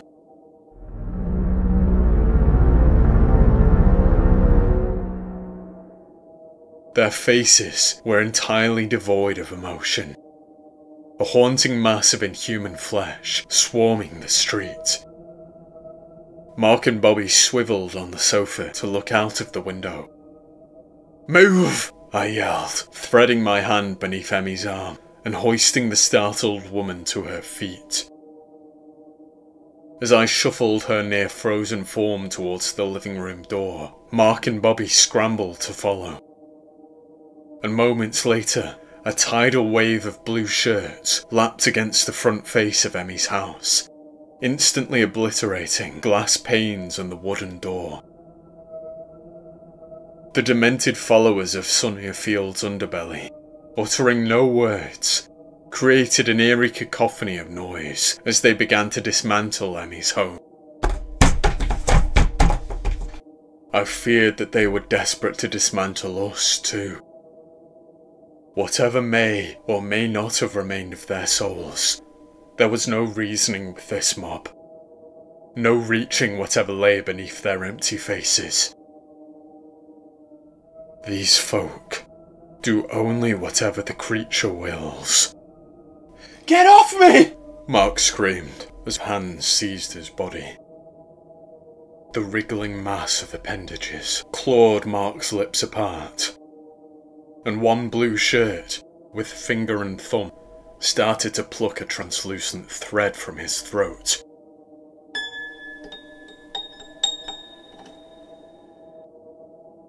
Mark tried to scream, but only choked as the monster began unravelling his very soul, plucking happiness from his body, threatening to turn him into an emotionless, brainwashed husk like the others. Bobby rushed forwards, wrestling Mark away from the creature, and they began to run upstairs. The mob snatched phones from hands, then took the most bizarrely specific items from the house. As the four of us scrambled upstairs, I peered through the banister in horror and puzzlement at the meticulous rearrangement of Emmy's home. Keenly and methodically, oriented by the underground demon, the mob members seized only certain possessions. Cookware from the kitchen, a porcelain figurine from Emmy's mantelpiece, a box of batteries from a drawer. Cobalt, I realised. They're getting rid of everything that contains cobalt. It was as I'd suspected. Bobby was wrong. We are not powerless against the being beneath. When I peered into its mind, whilst trapped in the hole below town, the creature fought valiantly to obscure its secrets. I'd seen what I wasn't supposed to see, and thanks only to its hubris, the creature had not retaliated by annihilating me. It viewed me as salvageable. The creature still believes that, much like Mark, who had narrowly avoided meeting the same fate as those before him. There may be some way to recapture my mind. Some way to absorb my joy. They're not following, Mark panted as we backed away from the stairs, without any blue shirts in tow. Why aren't... His question was drowned by a piercing gust of rushing air beyond Diallo's door. The roar of a punctured plane cabin depressurizing. Diallo? Emmy wailed, scurrying towards his room. The woman had barely grasped the handle before the door swung violently inwards, and airy, intangible fingers coiled around her frail body, rapidly pulling her into the room. I darted forwards, propelled by both escaping air and the will to save my friend. When I reached the doorway, however, my eyes met a room that had grown large and familiar. A room that had merged with the outside world. Gone were the drawn drapes. Gone was the bed. All that remained was a familiar road in Sunnierfield. The one that had appeared countless times in photographs. The one that had taken Austin, Kendra, and Diallo's mother. However, Sunnyfield's sky had lost its blue mask. Its blackened core had been unveiled. A tempest raged, sweeping the streets with miniature swirls of wind like shrunken tornadoes. Emmy was a few feet before me, clutching to a bench as the spiralling storm sought to take her. I tumbled across the tarmac, torn by an unbeatable breeze towards the nightmare ahead, and Emmy was not alone. She was holding Diallo's wrist as he wrestled with a figure in the street. A blue-shirted, two-headed monstrosity, taller than the swirling gusts of wind, with horribly long limbs. This mutated marriage of distinct souls defiled all that Kendra and Austin had once been. Let go, Diallo! Emmy pleaded, screaming atop the whistling wail of the violent weather. My body, dragged by the wind, connected with the bench, and I held on to Emmy, whose grip on Diallo was loosening. The three of us formed a fraying chain of bodies, tugged by a hungry gust. And upon reaching the scene, I finally caught a glimpse of the boy's free hand. He was stubbornly gripping his phone, as the beast that had once been Emmy's friends sought to take the device from him. When I inspected his hand, however, I screamed. Having made contact with the unholy fingers of the blue-shirted monster, the boy's flesh had started to bubble, as if it were a boiling liquid in a supernatural broth. Diallo! I yelled, feet against the bench and hands holding Emmy's arms. Let go of the phone! No! the boy hoarsely replied, uttering his first word in weeks. Please, Diallo, Emmy requested. Just leave me, the boy cried. I don't want anyone else to get hurt. We're not going to do that, I promised. Just let go of the phone, and it belonged to Mum, he wailed. It's her phone, it's the only thing I have left. Suddenly, a broad shape rushed past, and I realised Bobby had entered the bedroom, the room that had transformed into a stormy street. He beelined towards Diallo, then, without hesitation, seized the protesting boy and removed his hand from the demon's grip. As the boy fell loose, I thought for the briefest moment that the four of us may escape with the phone, that Diallo may be permitted to keep the final tangible memory of his mother. But the monstrosity's arm began to lengthen, a lunging limb that finally tore Diallo's phone from his hand. And as the arm retreated, leaving a sobbing boy in its wake, it sliced through Bobby's right arm, severing it from his body in a clean, bloody swoop. And with that, the howling weather abated, causing the room to quake. Streets were replaced with carpet. The two-headed abomination merged with the wall, and the room returned to normality. Without vicious weather to batter him, Mark rushed through the bedroom door. Then he wailed for help as he held his dismembered partner, who was too stunned and weak to wail. And it was as I drove us to the hospital that I realised something. Realised what the look in Mark's eyes meant. Things have changed. He understands that there is no life for us in Sunnierfield. This being will not stop until it has devoured every last drop of us.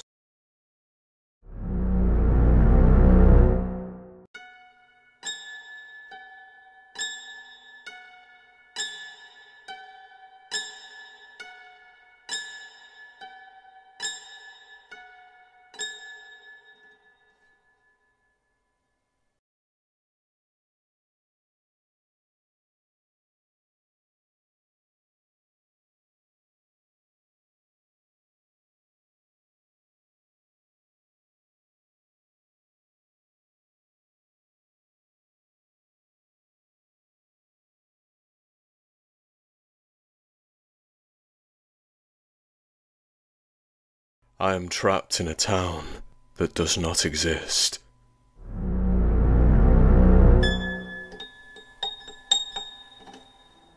Do not snatch up a pretty plot of land in Sunnierfield, no matter how persuasive the email from the fictional reality firm. Do not hop into your car and follow the road signs to the unimaginatively named Town of Sun. And if you make either of those mistakes, do not, I beg, make the irreversible mistake of entering this wretched place, for you may never leave. It is not a town that truly exists, so if you see that line in the sand separating Sunnierfield from the real world, you must drive your foot into the brake pedal. The ache from the whiplash will fade. You would experience something far worse if you were to step even a toe inside the borders of this town. Believe me, even if we do find a way out, I'm starting to think that it might not be the happy ending I envisioned. I've been here for a little over a year now. It feels more like 10, but time is a little pear-shaped in Sunnierfield. It moves forwards, but not necessarily in a straight line. All I know is that there remains some link to the outer world through technology, television, the internet, things which keep the residents of Sunnierfield happy, complacent, living in a trance-like state, unaware that they are trapped in this town. I envy them sometimes. Wish my friends and I could revert back to that state of hypnosis. But that would not, of course, result in a happy ending. Given the nature of this eternal hellscape, I doubt it would result in an ending at all. Sunnierfield is, at its best, strange. And the things which are more than strange, you don't want to go near such things. Those of us who broke the conditioning have learnt that. We have gained and lost, gained and lost. It's a never-ending cycle. The creature beneath this town, a town that already exists far below the dirt, continues to lure prey to Sunnierfield. It draws unknowing victims from all over the world. Sunnierfield can be reached from all roads, in all places. That is, however, the least frightening aspect of the creature's dwelling.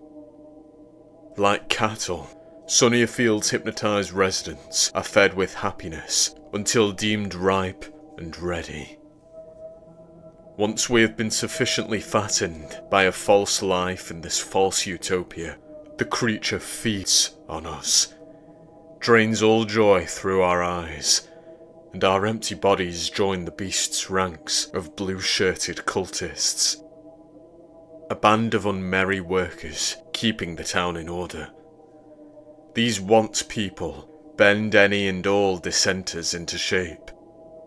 They make sure that the residents are not only happy, but mindless. And even in my deconditioned state, I feel it.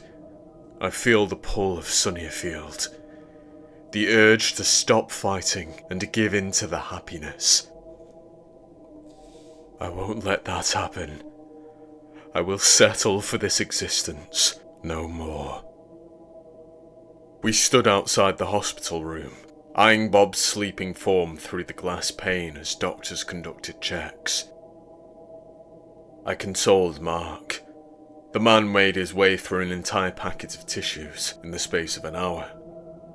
Emmy tried her damnedest to distract him, to pull Mark's eyes away from the horizontal window overlooking the room, overlooking our friend, whose robed body spouted an entanglement of various tubes. Bob was alive, but he'd lost a lot of blood, and Mark's eyes repeatedly returned to his partner's phantom limb, the bandaged stump that had once housed an arm. "Where is Diallo?" Mark muttered, after Emmy had forced him to sit down. He's wandering around the hospital somewhere, Emmy frowned, pushing a bottle of water into the man's hands. I should go and check on him. Don't bother, he huffed. I need a break from seeing his face. That's exactly why he's not hanging around, I noted. You need to go easy on him, Mark. It's barely been 3 days, Harvey, the man growled, eyeing me coldly. I'm allowed to still feel this way. It's all his fault. It isn't his fault, Emmy tutted. You said awful things to Diallo in the car, dear. You need to say sorry. You need to tell him... Just drop it, Emmy, Mark hissed. I know you want to play mother or grandmother to Diallo, but just drop it. You're nothing to him. He doesn't care about you. He doesn't care about any of us. He's just some orphan trying to escape this place. And he'll do whatever it takes. He'll act at the expense of everyone else. He's just a kid. A stupid kid. Stop embarrassing yourself by trying to be someone to him. Emmy's eyes widened, filling with tears. Then our elderly friend shakily got to her feet and hobbled away. She attempted to hold herself together as she waddled down the corridor, but her pain was palpable. Not that Mark noticed. His eyes were fixed on the window to Bob's hospital room, as had been the case for hours. That wasn't fair, I said. Back off, Harvey, Mark warned. No, you back off, I barked in response as I rose to my feet. Blame a 12-year-old boy for what's happening here if that helps. But you and I both know what did this. What will keep doing this. Yeah. And look what happened when we even thought about trying to stop this thing, my friend said, wrenching his ferocious eyes away from the glass pane to look at me. You're right, Harvey. It's not Diallo's fault. It's yours. I told you that we shouldn't be doing any of this. I told you that we should simply give the creature what it wants. You know, it might not be too late. We should plaster on our happy faces and enjoy existing in a way that, all things considered, isn't terrible. Until we become like them, I whispered, nodding my head at nearby nurses with dead smiles and bright blue scrubs. Blank-eyed staff members who served not the hospital, but the creature below. I realised we were fortunate that the doctors had patched up Bob at all, rather than allowing him to bleed to death from his dismemberment. Of course, I reminded myself that our mutilated friend was still valuable to the creature. We all were. The beast could have killed us numerous times, but it still saw us as livestock that could be cleansed, fed with false joy, then consumed. And it would be a more fitting torture to turn us into blue-shirted husks, fated to serve the beast as mindless workers for the rest of our days. The rest of eternity, perhaps. Yes, that would be worse than death. Mark opened his mouth to respond to me, but a voice drew our attention. Harvey Wayne? Sheriff Grace Lawson announced. I twisted to face the middle-aged woman standing in the hallway. She had gained a few grey locks in her frazzled hair. Much like the other residents of Sunnierfield, Lawson had only lived in the town for a short while. But several dreadful months had aged her significantly. The lines and folds of her face told a story. A disturbing story. May we help, Sheriff? I asked. Just you, she told me. Somewhere quieter. I followed the police officer around the corner, and she stopped by a large row of windows along the far wall. For a moment, as I looked out of the glass panes at our town, I felt that old twinge of hypnotic delight. Endorphins, triggered by the green pastures of Sunnierfield. The pastures that were a lie, much like the dazzlingly blue sky. It's a beautiful place, the sheriff said, though her uncertain tone did not match her words. Is it? I asked. Lawson frowned, frustrated that I would question her or the place itself. Yes. I motioned a hand towards the corner we'd just turned. Did you see my friend in that room? See what they did to him? Robert Gray, she nodded. Yes, I am sorry, Harvey. Don't be sorry, I said, glancing around nervously to look for blue shirts. Just help me, Sheriff. Help you? Lawson asked. Help you with what, Mr. Wayne?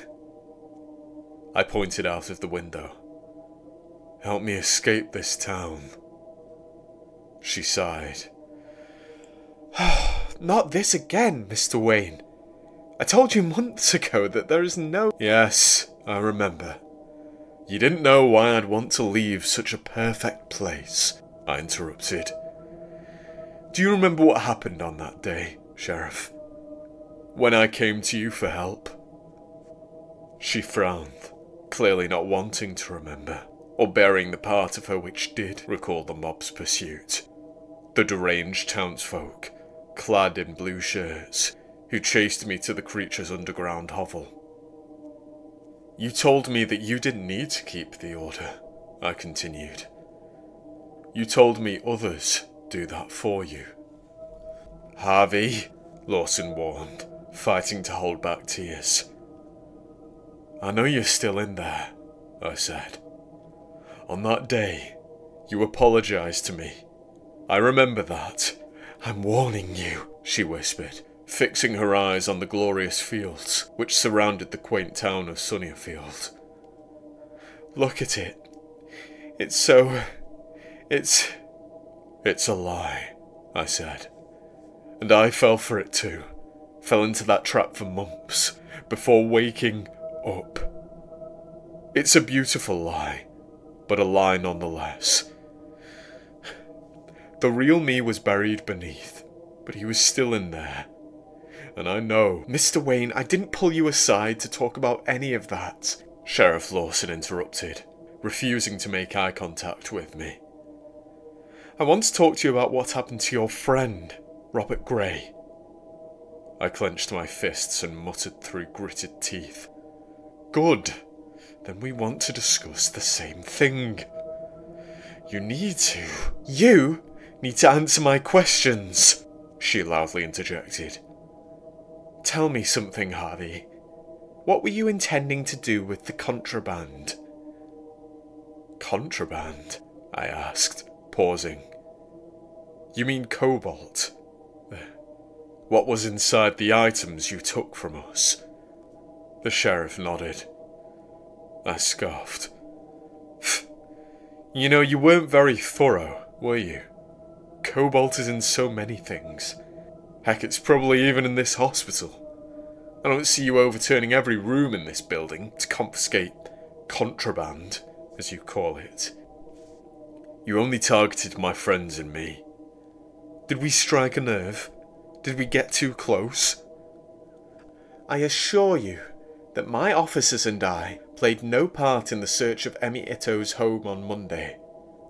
I leave such matters to the enforcers, the woman explained, the hair on her skin seeming to stand tall in the late afternoon sunlight. I'm simply here to ask questions, Mr. Wayne. I'm here to ensure that you have learnt your lesson. However, I'm concerned. You talk about other forms of contraband in Sunnierfield. It would be, I think, a very bad idea for you to seek such things. I must advise against it. Then you're no sheriff, I spat, seething. Lawson opened her mouth to respond, but she was interrupted by a quake from the bowels of Sunnierfield itself. Then the two of us, much like the other workers and patients in the corridor, were suddenly flung into the wall as the building tilted to one side. It was a seismic shift beyond anything on an earthly Richter scale. And I would later discover that I shattered the bones in my left hand as I attempted to protect the rest of my body from the fall into the wall. The lights in the building disappeared, leaving only the sun's dying glow to illuminate the hallway. Then, seconds later, green fluorescent lighting filled the corridor with a murky glow. Panicked chatter and scattered screams quickly followed, echoing around corners from distant corridors. And before I managed to continue reasoning with the sheriff, picking at the scab which barely shielded her faux happiness, the woman had scrambled to her feet. Officer Myers to all available units, the sheriff's radio crackled. Armed suspect on the ground floor of Sunnierfield Hospital. Request immediate assistance. Home is hurt. My blood boiled at those final 3 words. The shift in Officer Myers' tone. The way in which his reference to something named home seemed to change the sheriff's demeanour, undo all of the progress I'd made. She returned fully to the trance. Home is us, Lawson murmured, amending Maya's sentence slightly, but sinisterly.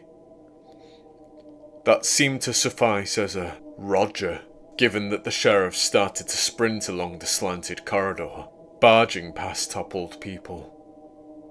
She left me behind, stunned and massaging my throbbing left hand. But I didn't linger. I started to push forwards, supporting myself with my shoulder against the wall. What stunned me, more than the unexplained quake, was the change in the air. The fearful groans of the patients and workers I passed. Gone were the happy hypnotized faces. Everyone looked haunted. Everyone looked human. It was as if the tilting of the building, driven by whatever had shifted in the world below Sunnierfield, had woken the residents from their collective slumber. It was as if they had no idea where they were, no idea of what they'd been doing for the past year. When I made it to the lift, I found a dozen other people packed like sardines between the walls at the end of the hallway. They were forcing themselves against the closed doors, hoping to squeeze inside the escape capsule. The metal of the machine groaned, not under the pressure of the crowd pushing against it, but from the mechanism straining. The entire building was leaning by roughly 30 degrees, and the lift was shrieking in response. When the doors did finally inch open, ever so slightly, I realised that they had been opened by the people within the tiny box. They were trying to escape. The passengers were trying to escape. 3 sets of hands eagerly slithered through the narrow opening between the doors, curling firmly around the edges, gripping until the skin whitened, and as screams slipped out of the lift. The dozen folk waiting in the corridor started to back away, started to realise that this was no escape route. The mechanism released one final wail, a death cry, joined by the scream of one lift passenger who'd succeeded in pushing her head between the doors. Those of us in the corridor saw what would happen long before it did. We urged the woman to slide back inside, told her that she wouldn't get out in time, but she didn't listen. Her will to survive was too strong. She, much like the rest of us, knew that nobody inside the lift would outlast what was about to come. This was her only chance. Then came the snapping sounds of cables failing, and the lift plummeted. It was quick for the woman, her end. But that split-second impact left a lasting impression on the rest of us. As her neck was caught between the hospital floor and the roof of the lift, the lady's head, wearing a frozen scream, was decapitated. It rolled along the tilting floor, coming to a resting place against the wall. The hallway filled with the cries of people in the corridor, and the fading screams of the surviving passengers as the lift collapsed diagonally. Mere seconds later, there came the resounding thud of metal meeting rubble. We had been fortunate not to make it inside the failing machine, and nobody wanted to wait for the entire building to fail. The disoriented people beelined towards a fire exit, hoping that the stairs would provide a safer route of escape. And I was trying to form my own plan when a hand suddenly grasped my shoulder, startling me. "Oh!" I gasped, turning to face Mark. "Why would you do that? What is happening?" he asked, breathing heavily. "I don't know," I said. "Where's Emmy?" Mark shook his head. I searched the floor, but she's gone. It's crazy in here. People are losing their minds. "We need to find her," I said. "And Diallo." "Harvey, listen to me. I didn't find either of them," Mark breathlessly explained. "You need to help me get Bob out of that room before this entire place falls apart. He's conscious, but he's weak. The doctors abandoned him. He needs our help." I cried, clutching my head as I looked around helplessly. "Did you hear me?" Mark asked, tone growing violent. "We need to get Bob out of here." I nodded. Then we turned on our heels and ran back the way we'd come, swerving around frightened people who were being corralled by a couple of blue-shirted workers. One of the soulless husks spotted Mark and me, but seemed disinterested. Once we'd passed by, I twisted my head to take another look at them. I wish I hadn't. The terrified people, who had enjoyed a few blissful minutes of freedom from the creature's hypnotic spell, were all standing with open mouths and bulbous distended eyeballs that had almost entirely slipped out of their heads. Blood trickled from their eye sockets in thick, endless streams. I screamed as their eyes pulsated, seeming to absorb some awful truths from the faces of the blue shirts. The reconditioning had started for the poor residents of the town, and my hope of the people uniting was dashed.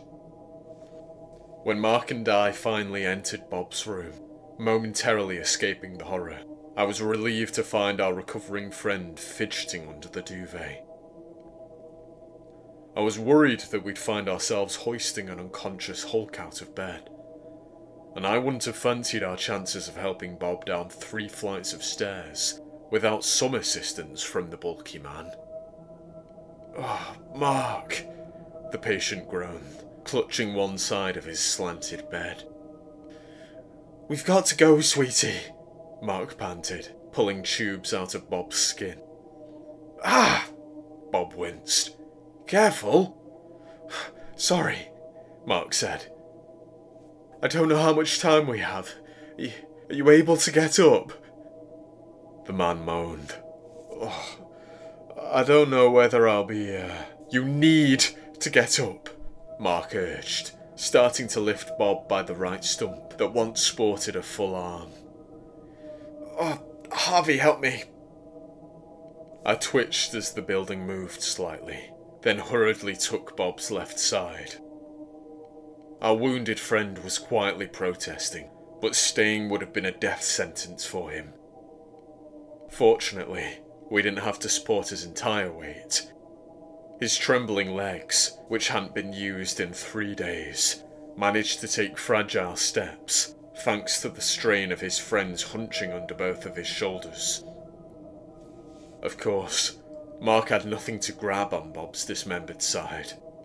He was struggling to support the man. I offered to swap, but I was met with a growl. As the 3 of us walked back down the corridor, I was relieved to find that the handful of brainwashed residents with bulging, bleeding eyes were gone. Thankfully, so were the blue shirts. The entire hallway was deserted, and the green lighting was failing, much like the daylight. As I stared out of the windows, I was struck by a realization. I'd never seen Sunnierfield look so grim, never seen the town show its true colours. Something had clearly threatened the joy which kept the sky blue and sun-soaked. That much was clear. Following a painfully slow walk, which felt like a 4-legged race, we made it to the exit door that I'd seen people flock towards minutes earlier. "Oh, do you really expect me to walk down that?" Bob groaned as we shuffled towards the first flight of stairs. "The whole building's toppling." "Oh, we'll be here every step of the way," Mark grunted as we slowly started to descend, straining to support Bob. The wounded man nodded at his stump. "Look at me, Mark, I'm I'm falling apart. I don't want you to get hurt. Just go ahead. I'll follow you and... Shut up, Mark ordered, picking up the pace. Come on, we've done one flight. Only 2 more to go. Bob cast a pleading look in my direction, but I shook my head. Mark and I weren't going to leave him on the stairs. Even if he'd been in fighting fit condition whilst encouraging us to run ahead, we would have ignored his request. I didn't want to leave anyone behind. I already felt a sickness in my gut as I thought about Emmy and Diallo. Felt some sick shame for not doing a second sweep of the floor above us. But I trusted that we would find them. We will find them, Mark promised, seemingly reading my thoughts as we reached the bottom of the second flight. Just 1 more level to go, and then we'll look for them, Harvey. We will. The 3 of us stumbled onto the ground floor and burst through a set of doors. Not into the hospital's lobby area, but hell itself. The tiled floor of the reception area had crumbled away to reveal the cause of the quake. The unnatural disaster that had undoubtedly tilted the entire building at an angle. In a gaping hole, beneath shattered tiles, there lay a tunnel stretching downwards into the underworld. The opening covered most of the ground floor and revealed a familiar horror. The fleshy mass that I had seen so many months earlier in its underworld dungeon. This mound of blue-shirted bodies formed a skin shield around a black substance. The real creature, hidden below a pile of its servants, arrived on Earth from a black realm, a place beyond ours. This thing was not ever supposed to cross into our reality. And on this day, whilst fighting for its life, the abominable mass had sprouted long appendages of wriggling bodies. These awful arms swung wildly, scooping up fleeing residents before they managed to reach the hospital's entrance. And the creature's tendrils were drawing horrible, translucent threads from the eyes of those victims, absorbing their happiness and transforming them into blue-shirted shells that would join the creature's shield. As I peered over the edge of the opening, the ditch appeared unthinkably deep. There seemed to be no bottom to the hole in the ground, no cavern, just an endless abyss, much like Sunnierfield itself. Before that day, I thought I'd figured it all out, thought I'd learnt this town's secrets. But the abyss stared back, with eyes that told me I knew so very little about this gargantuan horror. Emmy! I suddenly shouted, slipping away from my friends. Harvey? Mark cried, turning to see me running around the endless ditch. Help me! Look! I yelled, pointing at the reception desk across the hole. Mark and Bob turned their heads, tracing the line drawn by my shivering index finger. Sitting atop the desk, being pulled backwards by a desperate Emmy, was Diallo. He had coiled his limbs around a blue-shirted man's body, one I recognised as the receptionist who had greedily eyed us when we first walked into the hospital. And the blue-shirted man's body was disintegrating, turning into blackened goop that was floating in the air. I followed Diallo's hands to the worker's snarling jaws. The boy was ramming a glistening, metallic object into the man's frothing mouth, an item that I would later identify as a battery containing cobalt. However, the creature, in response to this assault, launched a violent limb in Diallo's direction. A limb composed of several women's flailing bodies, which knocked the child off the desk into Emmy's frail, waiting arms. I ran around the hall towards the pair. From one of the creature's limbs, built of a body that waved like an inflatable tube man, I was watched by a pair of blue eyes. Piercing pupils that once belonged to a person.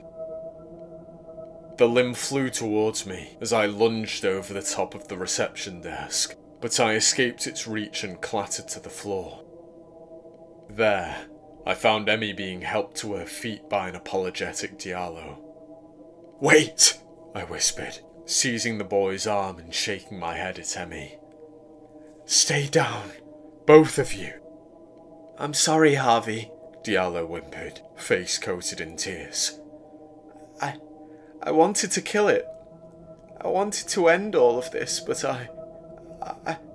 You did a brave thing, I interrupted, placing a comforting hand on his shoulder before turning to the elderly woman hiding beside him. "Emmy, we need to—" "Harvey!" a voice bellowed.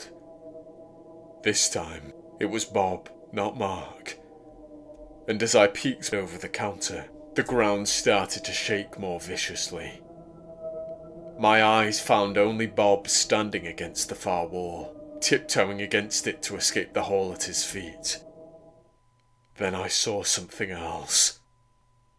In the air above the hole, clutched by one of the creature's limbs, was Mark. We all screamed in unison as we prepared to watch our writhing friend die. Prepared to watch the creature steal Mark's happiness through his eyes. He had narrowly avoided such a fate before. I didn't imagine he would be so fortunate a second time. However, the beast, moving with immense speed, suddenly let its limbs retract into the hole, taking Mark with it. The four of us who remained were stunned into silence, much like the surviving residents of Sunnierfield. The hole remained, but the limbs were gone. Mark was gone. Not dead, just gone. I sensed that much. And I wondered why the beast had not taken his joy from him in some grand, torturous display. I feared what that meant. Feared what lay in store for him.